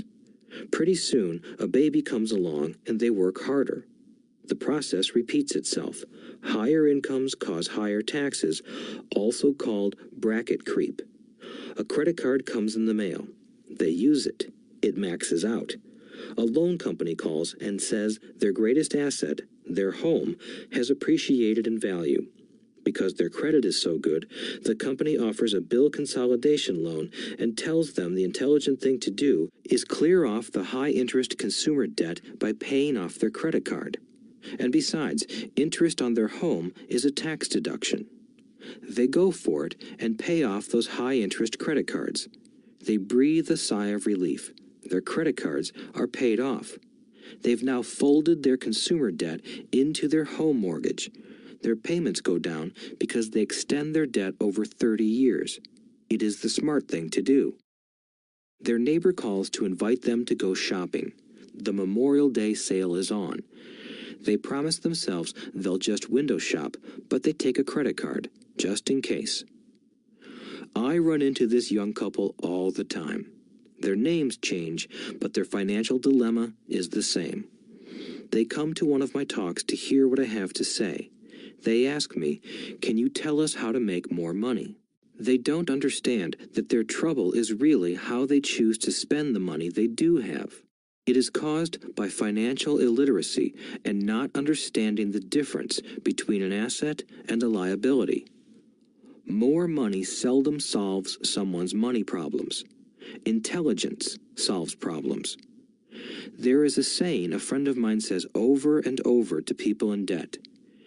If you find you have dug yourself into a hole, stop digging. As a child, my dad often told us that the Japanese were aware of 3 powers: the power of the sword, the jewel, and the mirror. The sword symbolizes the power of weapons. America has spent trillions of dollars on weapons, and because of this, is a powerful military presence in the world. The jewel symbolizes the power of money. There is some degree of truth to the saying, "Remember the golden rule. He who has the gold makes the rules." The mirror symbolizes the power of self-knowledge. This self-knowledge, according to Japanese legend, was the most treasured of the 3. All too often, the poor and middle class allow the power of money to control them. By simply getting up and working harder, failing to ask themselves if what they do makes sense, they shoot themselves in the foot as they leave for work every morning. By not fully understanding money, the vast majority of people allow its awesome power to control them. If they used the power of the mirror, they would have asked themselves, "Does this make sense?" All too often, instead of trusting their inner wisdom, that genius inside, most people follow the crowd. They do things because everybody else does them. They conform rather than question. Often, they mindlessly repeat what they have been told. Diversify. Your home is an asset. Your home is your biggest investment. You get a tax break for going into greater debt. Get a safe job. Don't make mistakes. Don't take risks. It is said that the fear of public speaking is a fear greater than death for most people. According to psychiatrists, the fear of public speaking is caused by the fear of ostracism, the fear of standing out, the fear of criticism, the fear of ridicule, and the fear of being an outcast. The fear of being different prevents most people from seeking new ways to solve their problems. That is why my educated dad said the Japanese valued the power of the mirror the most, for it is only when we look into it that we find truth. Fear is the main reason that people say, "Play it safe." That goes for anything, be it sports, relationships, careers, or money. It is that same fear, the fear of ostracism, that causes people to conform to, and not question, commonly accepted opinions or popular trends. Your home is an asset. Get a bill consolidation loan and get out of debt. Work harder. It's a promotion. Someday I'll be a vice president. Save money. When I get a raise, I'll buy us a bigger house. Mutual funds are safe. Many financial problems are caused by trying to keep up with the Joneses. Occasionally, we all need to look in the mirror and be true to our inner wisdom rather than our fears. By the time Mike and I were 16 years old, we began to have problems in school. We were not bad kids. We just began to separate from the crowd. We worked for Mike's dad after school and on weekends. Mike and I often spent hours after work just sitting at a table with his dad while he held meetings with his bankers, attorneys, accountants, brokers, investors, managers, and employees. Here was a man who had left school at 13, who was now directing, instructing, ordering, and asking questions of educated people. They came at his beck and call, and cringed when he didn't approve of them. Here was a man who had not gone along with the crowd. He was a man who did his own thinking and detested the words, "We have to do it this way because that's the way everyone else does it." He also hated the word "can't." If you wanted him to do something, just say, "I don't think you can do it." Mike and I learned more sitting in on his meetings than we did in all our years of school, college included. Mike's dad was not book smart, but he was financially educated and successful as a result. He told us over and over again, an intelligent person hires people who are more intelligent than he is. So Mike and I had the benefit of spending hours listening to and learning from intelligent people. But because of this, Mike and I couldn't go along with the standard dogma our teachers preached, and that caused problems. Whenever the teacher said, "If you don't get good grades, you won't do well in the real world," Mike and I just raised our eyebrows. When we were told to follow set procedures and not deviate from the rules, we could see how school discouraged creativity. We started to understand why our rich dad told us that schools were designed to produce good employees instead of employers. Occasionally, Mike or I would ask our teachers how what we studied was applicable to the real world, or why we never studied money and how it worked. To the latter question, we often got the answer that money was not important, that if we excelled in our education, the money would follow. The more we knew about the power of money, the more distant we grew from the teachers and our classmates. My highly educated dad never pressured me about my grades, but we did begin to argue about money. By the time I was 16, I probably had a far better foundation with money than both my parents. I could keep books, I listened to tax accountants, corporate attorneys, bankers, real estate brokers, investors, and so forth. By contrast, my dad talked to other teachers. One day, my dad told me that our home was his greatest investment. A not-too-pleasant argument took place when I showed him why I thought a house was not a good investment. I showed him the ancillary expenses that went along with owning the home. A bigger home meant bigger expenses, and the cash flow kept going out through the expense column. Today, people still challenge me on the idea of a house not being an asset. I know that for many people, it is their dream as well as their largest investment. And owning your own home is better than nothing. I simply offer an alternative way of looking at this popular dogma. If my wife and I were to buy a bigger, flashier house, we realize it wouldn't be an asset. It would be a liability since it would take money out of our pocket. So here is the argument I put forth. I really don't expect most people to agree with it because your home is an emotional thing, and when it comes to money, high emotions tend to lower financial intelligence. I know from personal experience that money has a way of making every decision emotional. 1. When it comes to houses, most people work all their lives paying for a home they never own. In other words, most people buy a new house every few years, each time incurring a new 30-year loan to pay off the previous one. 2. Even though people receive a tax deduction for interest on mortgage payments, they pay for all their other expenses with after-tax dollars, even after they pay off their mortgage. 3. My wife's parents were shocked when the property taxes on their home increased to $1,000 a month. This was after they had retired, so the increase put a strain on their retirement budget, and they felt forced to move. 4. Houses do not always go up in value. I have friends who owe $1 million for a home that today would sell for far less. 5. The greatest losses of all are those from missed opportunities. If all your money is tied up in your house, you may be forced to work harder because your money continues blowing out of the expense column instead of adding to the asset column, the classic middle-class cash flow pattern. If a young couple would put more money into their asset column early on, their later years would be easier. Their assets would have grown and would be available to help cover expenses. All too often, a house only serves as a vehicle for incurring a home equity loan to pay for mounting expenses. In summary, the end result in making a decision to own a house that is too expensive in lieu of starting an investment portfolio impacts an individual in at least the following 3 ways. 1. Loss of time during which other assets could have grown in value. 2. Loss of additional capital, which could have been invested instead of paying for high-maintenance expenses related directly to the home. 3. Loss of education.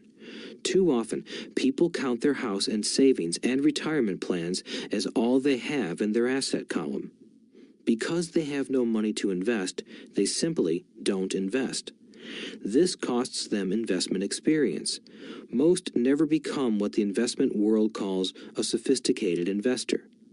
And the best investments are usually first sold to sophisticated investors, who then turn around and sell them to the people playing it safe. I am not saying don't buy a house. What I'm saying is that you should understand the difference between an asset and a liability. When I want a bigger house, I first buy assets that will generate the cash flow to pay for the house. My educated dad's personal financial statement best demonstrates the life of someone caught in the rat race. His expenses match his income, never allowing him enough left over to invest in assets. As a result, his liabilities are larger than his assets. Why the rich get richer. A review of my rich dad's financial statement shows why the rich get richer. The asset column generates more than enough income to cover expenses, with the balance reinvested into the asset column. The asset column continues to grow, and therefore, the income it produces grows with it. The result is that the rich get richer. Why the middle class struggle. The middle class finds itself in a constant state of financial struggle. Their primary income is through their salary. As their wages increase, so do their taxes. Their expenses tend to increase in proportion to their salary increase, hence the phrase, the rat race. They treat their home as their primary asset instead of investing in income-producing assets. This pattern of treating your home as an investment and the philosophy that a pay raise means you can buy a larger home or spend more is the foundation of today's debt-ridden society. Increased spending throws families into greater debt and into more financial uncertainty, even though they may be advancing in their jobs and receiving raises on a regular basis. This is high-risk living caused by weak financial education. The massive loss of jobs in recent times proves how shaky the middle class really is financially. Company pension plans are being replaced by 401k plans. Social Security is obviously in trouble and can't be relied upon as a source for retirement. Panic has set in for the middle class. Today, mutual funds are popular because they supposedly represent safety. Average mutual fund buyers are too busy working to pay taxes and mortgages, save for their children's college, and pay off credit cards. They do not have time to study investing, so they rely on the expertise of the manager of a mutual fund. Also, because the mutual fund includes many different types of investments, they feel their money is safer because it is diversified. This educated middle class subscribes to the dogma put out by mutual fund brokers and financial planners. Play it safe, avoid risk.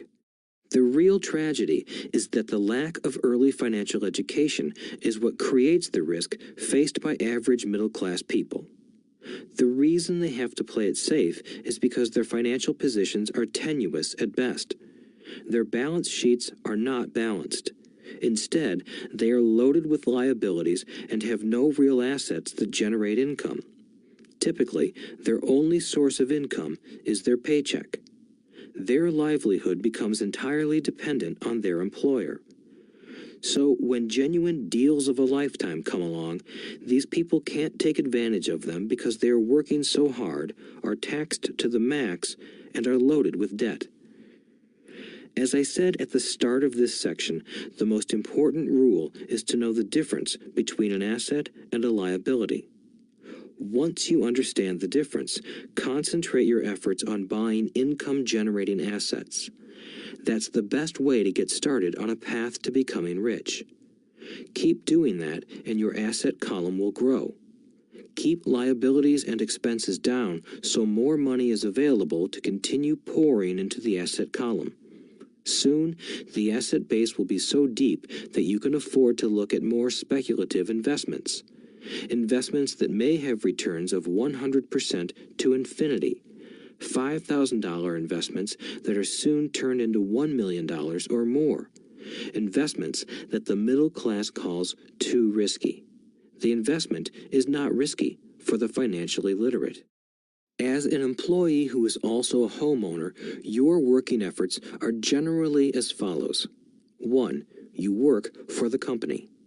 Employees make their business owner or the shareholders rich, not themselves. Your efforts and success will help provide for the owner's success and retirement. 2. You work for the government. The government takes its share from your paycheck before you even see it. By working harder, you simply increase the amount of taxes taken by the government. Most people work from January to May just for the government. 3. You work for the bank. After taxes, your next largest expense is usually your mortgage and credit card debt. The problem with simply working harder is that each of these 3 levels takes a greater share of your increased efforts. You need to learn how to have your increased efforts benefit you and your family directly. Once you have decided to concentrate on minding your own business, focusing your efforts on acquiring assets instead of a bigger paycheck, how do you set your goals? Most people must keep their job and rely on their wages to fund their acquisition of assets. As their assets grow, how do they measure the extent of their success? When does someone know that they are rich, that they have wealth? As well as having my own definitions for assets and liabilities, I also have my own definition for wealth. Actually, I borrowed it from a man named R. Buckminster Fuller. Some call him a quack, and others call him a genius. Years ago, he got architects buzzing because he applied for a patent for something he called a geodesic dome. But in the application, Fuller also said something about wealth. It was pretty confusing at first, but after reading it, it began to make some sense. Wealth is a person's ability to survive so many number of days forward, or, if I stopped working today, how long could I survive? Unlike net worth, the difference between your assets and liabilities, which is often filled with a person's expensive junk and opinions of what things are worth, this definition creates the possibility for developing a truly accurate measurement. I could now measure and know where I was in terms of my goal to become financially independent. Although net worth often includes non-cash producing assets, like stuff you bought that now sits in your garage, wealth measures how much money your money is making and, therefore, your financial survivability. Wealth is the measure of the cash flow from the asset column compared with the expense column. Let's use an example. Let's say I have cash flow from my asset column of $1,000 a month, and I have monthly expenses of $2,000 a month. What is my wealth? Let's go back to Buckminster Fuller's definition. Using his definition, how many days forward can I survive? Assuming a 30-day month, I have enough cash flow for half a month. When I achieve $2,000 a month cash flow from my assets, then I will be wealthy. So, while I'm not yet rich, I am wealthy. I now have income generated from assets each month that fully cover my monthly expenses. If I want to increase my expenses, I first must increase my cash flow to maintain this level of wealth. Also note that it is at this point that I'm no longer dependent on my wages. I have focused on and been successful in building an asset column that has made me financially independent. If I quit my job today, I would be able to cover my monthly expenses with the cash flow from my assets. My next goal would be to have the excess cash flow from my assets reinvested into the asset column. The more money that goes into my asset column, the more my asset column grows. The more my assets grow, the more my cash flow grows. And as long as I keep my expenses less than the cash flow from these assets, I grow richer with more and more income from sources other than my physical labor.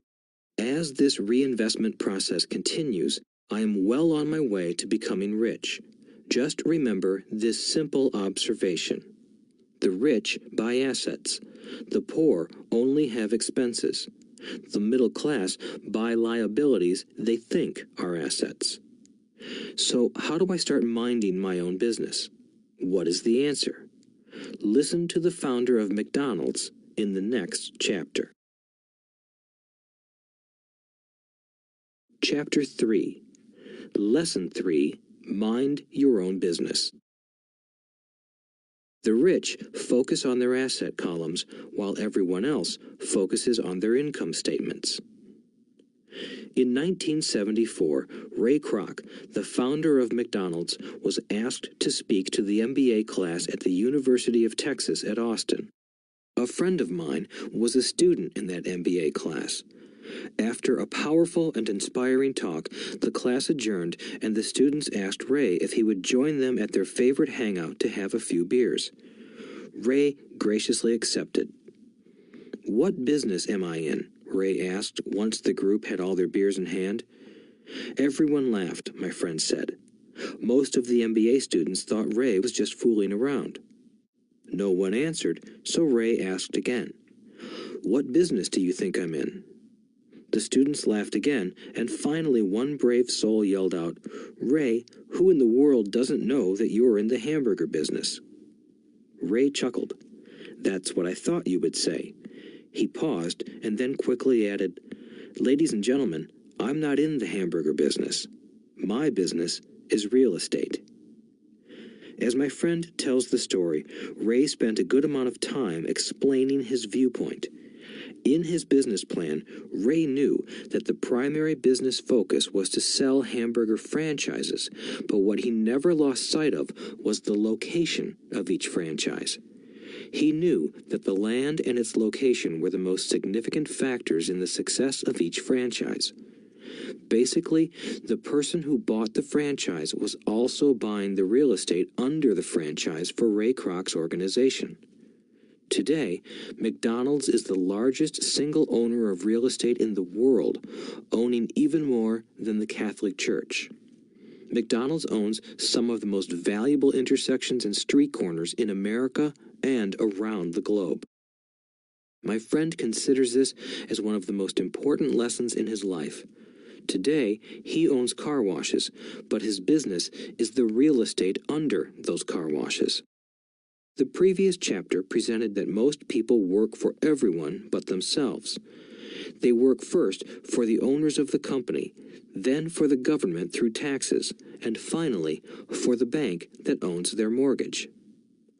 When I was a young boy, we did not have a McDonald's nearby.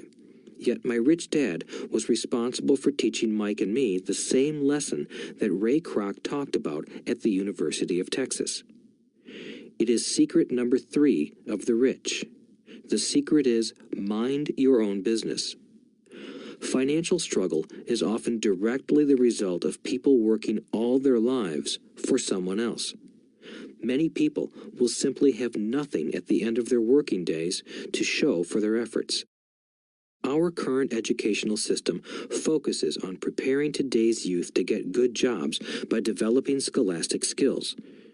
Their lives will revolve around their wages or, as described earlier, their income column. Many will study further to become engineers, scientists, cooks, police officers, artists, writers, and so on. These professional skills allow them to enter the workforce and work for money. But there is a big difference between your profession and your business. Often I ask people, "What is your business?" And they will say, "Oh, I'm a banker." Then I ask them if they own the bank, and they usually respond, "No, I work there." In that instance, they have confused their profession with their business. Their profession may be a banker, but they still need their own business. A problem with school is that you often become what you study. So if you study cooking, you become a chef. If you study the law, you become an attorney. And a study of auto mechanics makes you a mechanic. The mistake in becoming what you study is that too many people forget to mind their own business. They spend their lives minding someone else's business and making that person rich. To become financially secure, a person needs to mind their own business. Your business revolves around your asset column, not your income column. As stated earlier, the number one rule is to know the difference between an asset and a liability and to buy assets. The rich focus on their asset columns, while everyone else focuses on their income statements. That is why we hear so often, "I need a raise. If only I had a promotion. I am going back to school to get more training so I can get a better job. I am going to work overtime. Maybe I can get a second job." In some circles, these are sensible ideas, but you are still not minding your own business. These ideas all still focus on the income column and will only help a person become more financially secure if the additional money is used to purchase income-generating assets. The primary reason the majority of the poor and middle class are fiscally conservative, which means I can't afford to take risks, is that they have no financial foundation. They have to cling to their jobs and play it safe. When downsizing became the in thing to do, millions of workers found out their largest so-called asset, their home, was eating them alive. Their asset was costing them money every month. Their car, another asset, was eating them alive. The golf clubs in the garage that cost $1,000 were not worth $1,000 anymore. Without job security, they had nothing to fall back on. What they thought were assets could not help them survive in a time of financial crisis. I assume most of us have filled out a credit application to buy a house or a car. It's always interesting to look at the net worth section because of what accepted banking and accounting practices allow a person to count as assets. One day when I wanted a loan, my financial position did not look too good. So I added my new golf clubs, my art collection, books, electronics, Armani suits, wristwatches, shoes, and other personal effects to boost the number in the asset column. But I was turned down because I had too much investment real estate. The loan committee didn't like that I made so much money from rent. They wanted to know why I did not have a normal job with a salary. They did not question the Armani suits, golf clubs, or art collection. Life is sometimes tough when you do not fit the standard profile. I cringe every time I hear someone say to me that their net worth is $1 million or $100,000 or whatever. One of the main reasons net worth is not accurate is simply because the moment you begin selling your assets, you are taxed for any gains. So many people have put themselves in deep financial trouble when they run short of income. To raise cash, they sell their assets. But their personal assets can generally be sold for only a fraction of the value that is listed on their personal balance sheet. Or, if there is a gain on the sale of the assets, they are taxed on the gain. So again, the government takes its share, thus reducing the amount available to help them out of debt. That is why I say someone's net worth is often worth less than they think. Start minding your own business.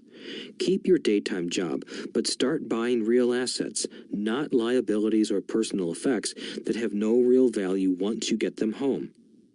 A new car loses nearly 25% of the price you pay for it the moment you drive it off the lot.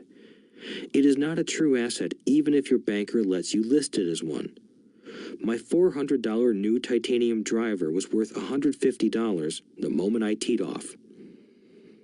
Keep expenses low, reduce liabilities, and diligently build a base of solid assets.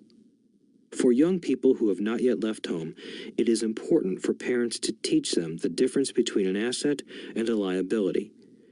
Get them to start building a solid asset column before they leave home, get married, buy a house, have kids, and get stuck in a risky financial position, clinging to a job and buying everything on credit. I see so many young couples who get married and trap themselves into a lifestyle that will not let them get out of debt for most of their working years. For many people, just as the last child leaves home, the parents realize they have not adequately prepared for retirement and they begin to scramble to put some money away. Then their own parents become ill and they find themselves with new responsibilities. So, what kind of assets am I suggesting that you or your children acquire? In my world, real assets fall into the following categories. Businesses that do not require my presence. I own them, but they are managed or run by other people. If I have to work there, it's not a business. It becomes my job.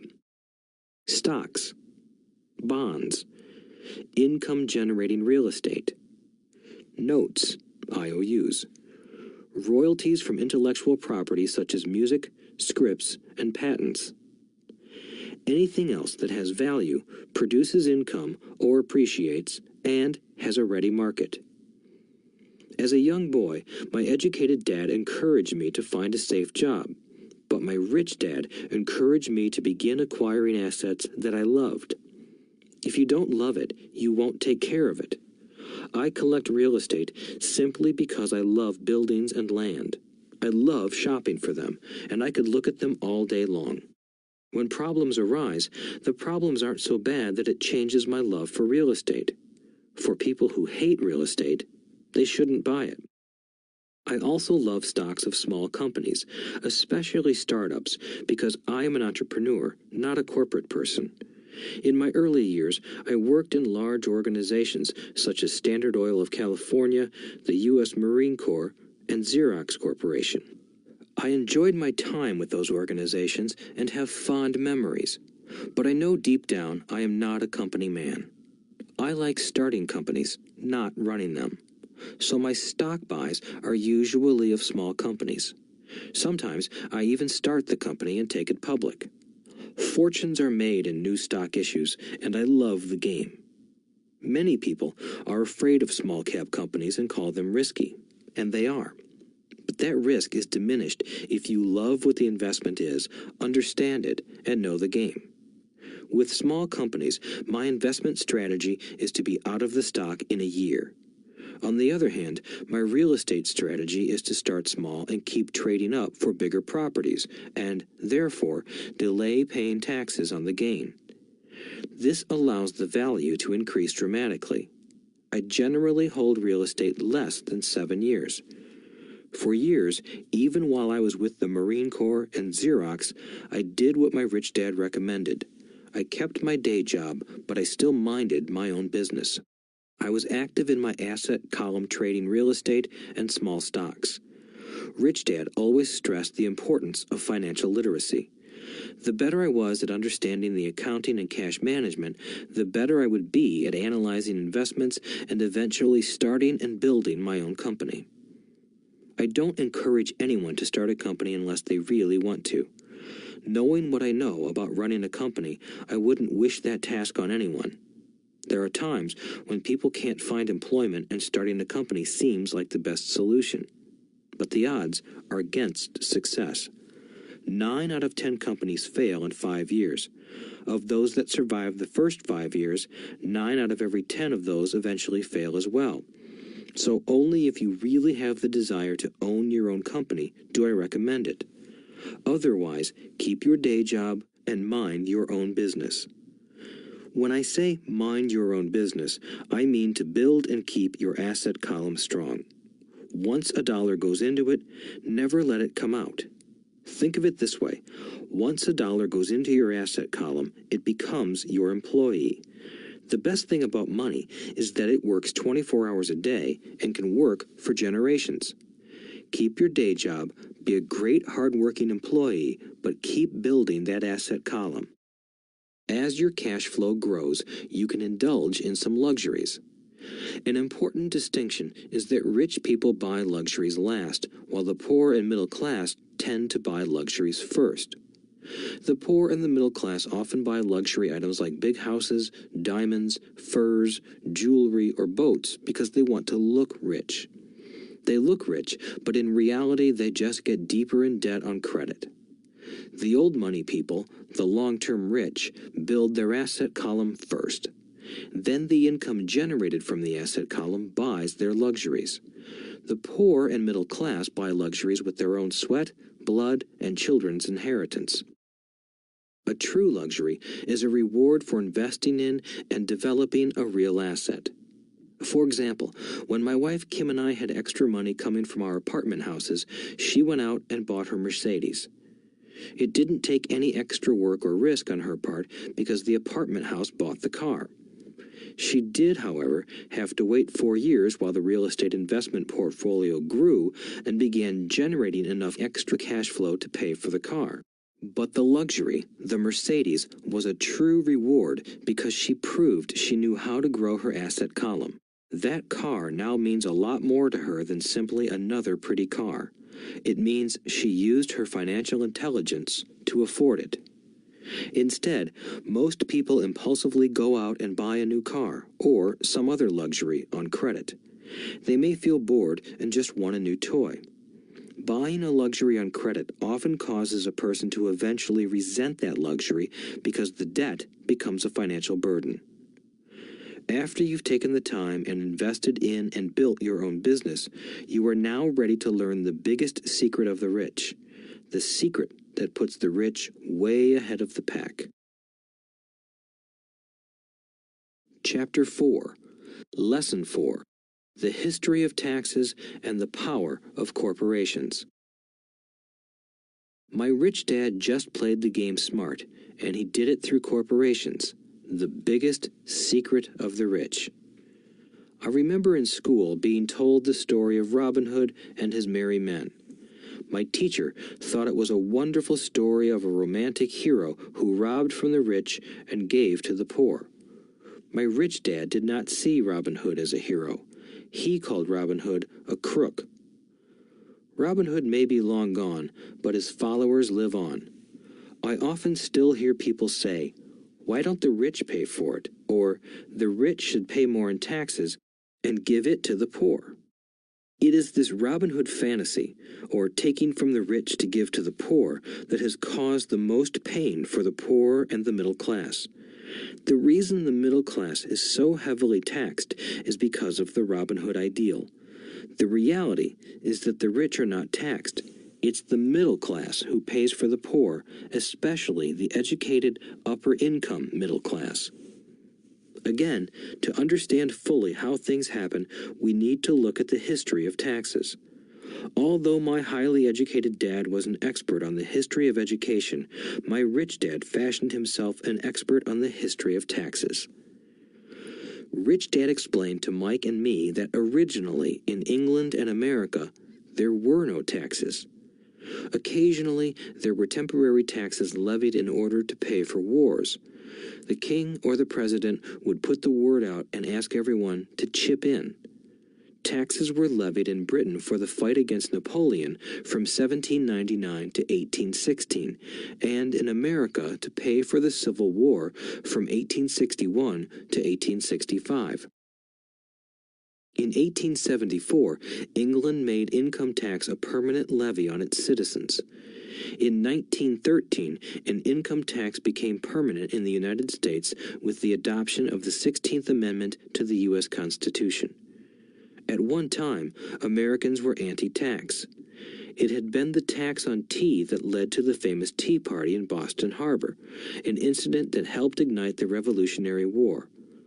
It took approximately 50 years in both England and the United States to sell the idea of a regular income tax. What these historical dates fail to reveal is that both of these taxes were initially levied against only the rich. It was this point that Rich Dad wanted Mike and me to understand.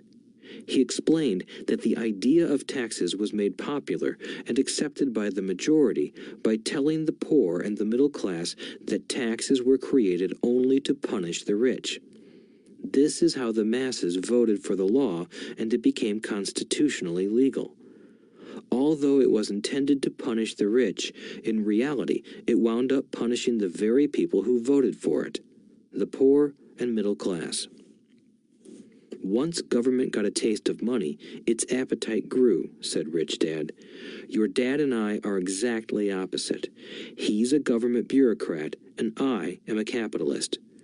We get paid, and our success is measured on opposite behaviors.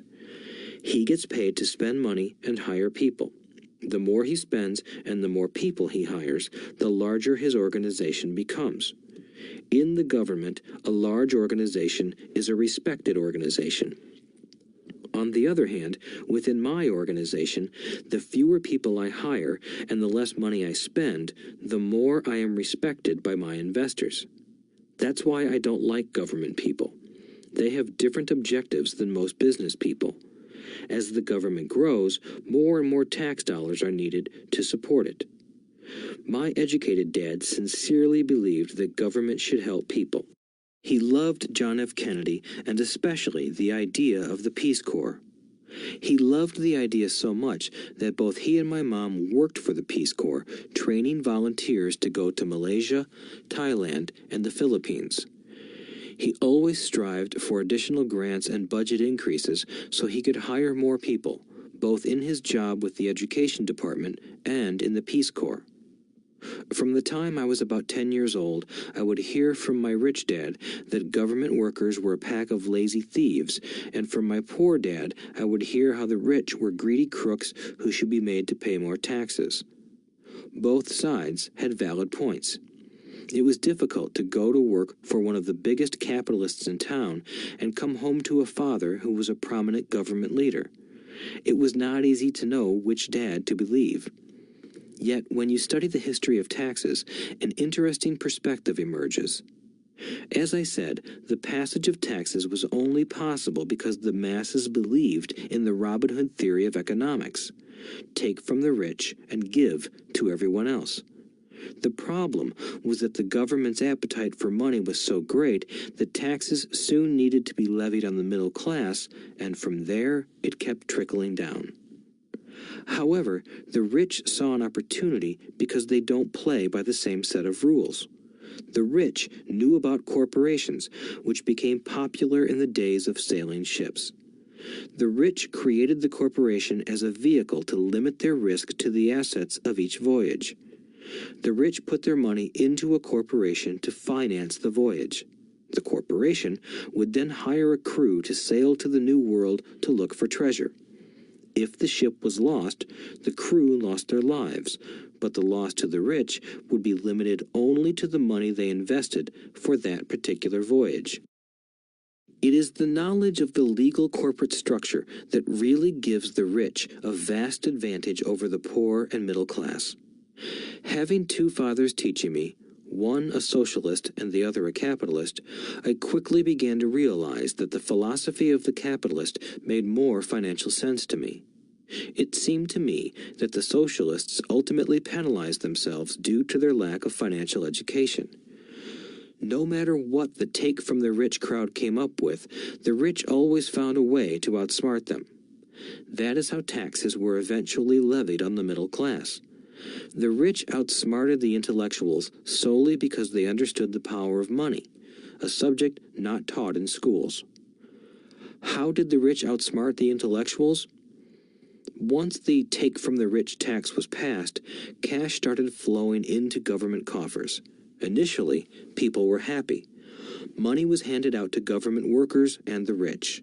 It went to government workers in the form of jobs and pensions, and it went to the rich via their factories receiving government contracts. The government received a large pool of money, but the problem was the fiscal management of that money. The government ideal is to avoid having excess money. If you fail to spend your allotted funds, you risk losing it in the next budget. You would certainly not be recognized for being efficient. Business people, on the other hand, are rewarded for having excess money and are applauded for their efficiency. As this cycle of growing government spending continued, the demand for money increased, and the tax the rich idea was adjusted to include lower income levels down to the very people who voted it in, the poor and the middle class. True capitalists used their financial knowledge to simply find an escape. They headed back to the protection of a corporation. But what many people who have never formed a corporation don't know is that a corporation is not really a thing. A corporation is merely a file folder with some legal documents in it, sitting in some attorney's office and registered with a state government agency. It's not a big building or a factory or a group of people. A corporation is merely a legal document that creates a legal body without a soul. Using it, the wealth of the rich was once again protected. It was popular because the income tax rate of a corporation is less than the individual income tax rates. In addition, certain expenses could be paid by a corporation with pre-tax dollars. This war between the haves and have-nots has raged for hundreds of years. The battle is waged whenever and wherever laws are made, and it will go on forever. The problem is that the people who lose are the uninformed, the ones who get up every day and diligently go to work and pay taxes. If they only understood the way the rich play the game, they could play it too. Then they would be on their way to their own financial independence. This is why I cringe every time I hear a parent advise their children to go to school so they can find a safe, secure job. An employee with a safe, secure job without financial aptitude has no escape. Average Americans today work 5 to 6 months for the government just to cover their taxes. In my opinion, that is simply too long. The harder you work, the more you pay the government. That is why I believe that the idea of take from the rich backfired on the very people who voted it in. Every time people try to punish the rich don't simply comply. They react. They have the money, power, and intent to change things. They don't just sit there and voluntarily pay more taxes. Instead, they search for ways to minimize their tax burden. They hire smart attorneys and accountants and persuade politicians to change laws or create legal loopholes. They use their resources to effect change. The tax code of the United States also allows other ways to reduce taxes.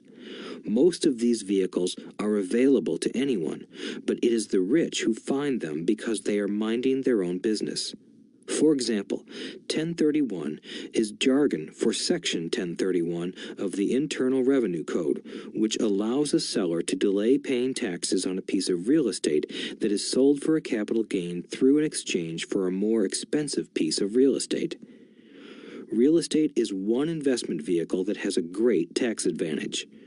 As long as you keep trading up in value, you will not be taxed on the gains until you liquidate.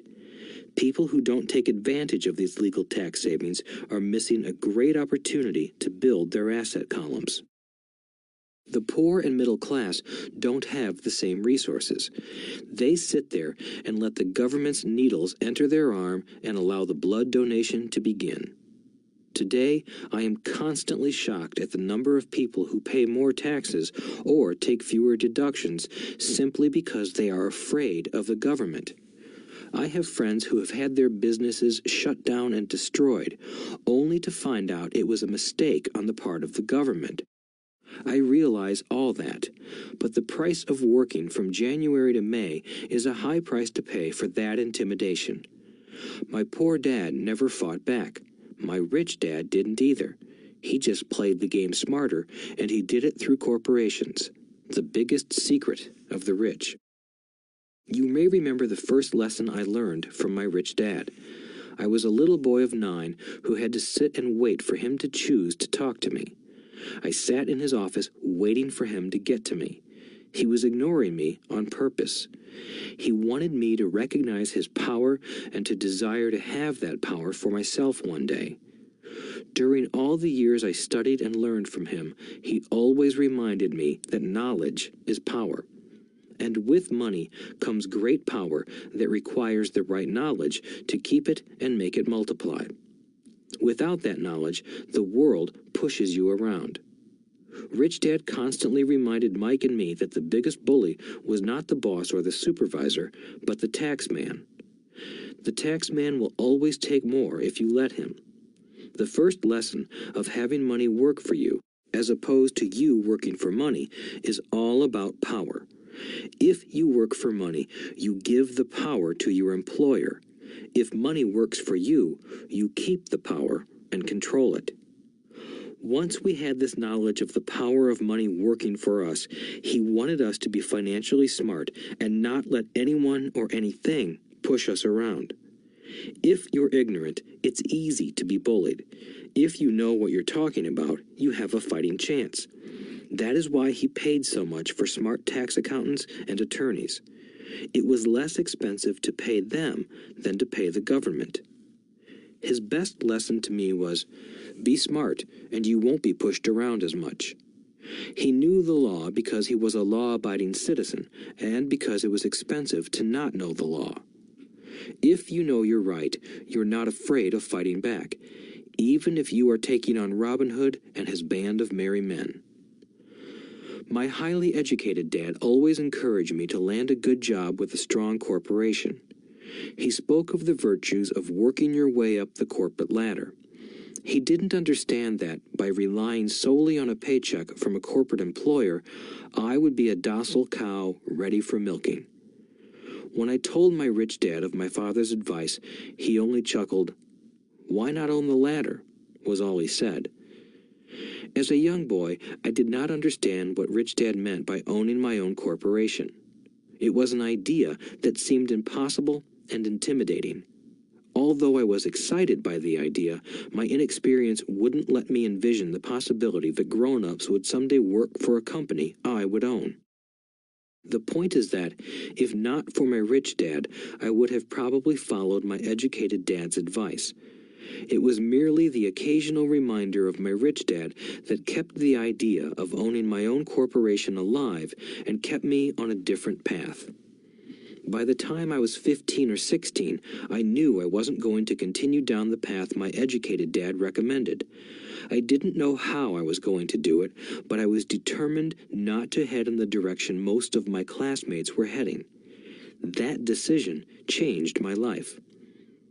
It was not until my mid-20s that my rich dad's advice began to make more sense to me. I was just out of the Marine Corps and working for Xerox. I was making a lot of money, but every time I looked at my paycheck, I was disappointed. The deductions were so large, and the more I worked, the greater they became. As I became more successful, my bosses talked about promotions and raises. It was flattering, but I could hear my rich dad asking in my ear, "Who are you working for? Who are you making rich?" In 1974, while still an employee for Xerox, I formed my first corporation and began minding my own business. There were already a few assets in my asset column, but now I was determined to focus on making it bigger. Those paychecks, with all the deductions, made all the years of my rich dad's advice make total sense. I could see the future if I followed my educated dad's advice. Many employers feel that advising their workers to mind their own business is bad for business. But for me, focusing on my own business and developing assets made me a better employee because I now had a purpose. I came in early and worked diligently, amassing as much money as possible so I could invest in real estate. Hawaii was just set to boom, and there were fortunes to be made. The more I realized that we were in the beginning stages of a boom, the more Xerox machines I sold. The more I sold, the more money I made, and, of course, the more deductions came out of my paycheck. It was inspiring. I wanted out of the employee trap so badly that I worked even harder so I could invest more. By 1978, I was consistently one of the top 5 salespeople at the company. I badly wanted out of the rat race. In less than 3 years, I was making more in my real estate holding corporation than I was making at Xerox, and the money I was making in my asset column in my own corporation was money working for me, not me pounding on doors selling copiers. My rich dad's advice made much more sense. Soon, the cash flow from my properties were so strong that my company bought me my first Porsche. My fellow Xerox salespeople thought I was spending my commissions. I wasn't. I was investing my commissions in assets. My money was working hard to make more money. Each dollar in my asset column was a great employee, working hard to make more employees and buy the boss a new Porsche with before-tax dollars. I began to work harder for Xerox. The plan was working, and my Porsche was the proof. By using the lessons I learned from my rich dad, I was able to get out of the proverbial rat race at an early age. It was made possible because of the strong financial knowledge I had acquired through Rich Dad's lessons. Without this financial knowledge, which I call financial intelligence or financial IQ, my road to financial independence would have been much more difficult. I now teach others in the hope that I may share my knowledge with them. I remind people that financial IQ is made up of knowledge from 4 broad areas of expertise. 1. Accounting. Accounting is financial literacy or the ability to read numbers. This is a vital skill if you want to build an empire. The more money you are responsible for, the more accuracy is required, or the house comes tumbling down. This is the left brain side, or the details. Financial literacy is the ability to read and understand financial statements, which allows you to identify the strengths and weaknesses of any business. 2. Investing. Investing is the science of money making money. This involves strategies and formulas which use the creative right brain side. 3. Understanding markets. Understanding markets is the science of supply and demand. You need to know the technical aspects of the market, which are emotion-driven, in addition to the fundamental or economic aspects of an investment. Does an investment make sense, or does it not make sense based on current market conditions? 4. The law. A corporation wrapped around the technical skills of accounting, investing, and markets can contribute to explosive growth. A person who understands the tax advantages and protections provided by a corporation can get rich so much faster than someone who is an employee or a small business sole proprietor. It's like the difference between someone walking and someone flying. The difference is profound when it comes to long-term wealth. Tax advantages. A corporation can do many things that an employee cannot, like pay expenses before paying taxes. That is a whole area of expertise that is very exciting. Employees earn and get taxed, and then try to live on what is left. A corporation earns, spends everything it can, and is taxed on anything that is left. It's one of the biggest legal tax loopholes that the rich use. They're easy to set up and are not expensive if you own investments that are producing good cash flow. For example, by owning your own corporation, your vacations can be board meetings in Hawaii. Car payments, insurance, repairs, and health club memberships are company expenses. Most restaurant meals are partial expenses, and on. But it's done legally with pre-tax dollars. Protection from lawsuits. We live in a litigious society. Everybody wants a piece of your action. The rich hide much of their wealth using vehicles such as corporations and trusts to protect their assets from creditors. When someone sues a wealthy individual, they are often met with layers of legal protection and often find that the wealthy person actually owns nothing. They control everything, but own nothing. The poor and middle class try to own everything and lose it to the government or to fellow citizens who like to sue the rich. They learned it from the Robin Hood story. Take from the rich and give it to the poor. It is not the purpose of this audiobook to go into the specifics of owning a corporation, but I will say that if you own any kind of legitimate assets, I would consider finding out more about the benefits and protection offered by a corporation as soon as possible. There are many books written on the subject that will detail the benefits and even walk you through the steps necessary to set up a corporation. Garrett Sutton's books on corporations provide wonderful insight into the power of personal corporations. Financial IQ is actually the synergy of many skills and talents. I would say it is the combination of the 4 technical skills listed above that make up basic financial intelligence. If you aspire to great wealth, it is the combination of these skills that will greatly amplify your financial intelligence. In summary, business owners with corporations 1. Earn, 2. Spend, 3. Pay taxes. Employees who work for corporations 1. Earn, 2. Pay taxes, 3. Spend.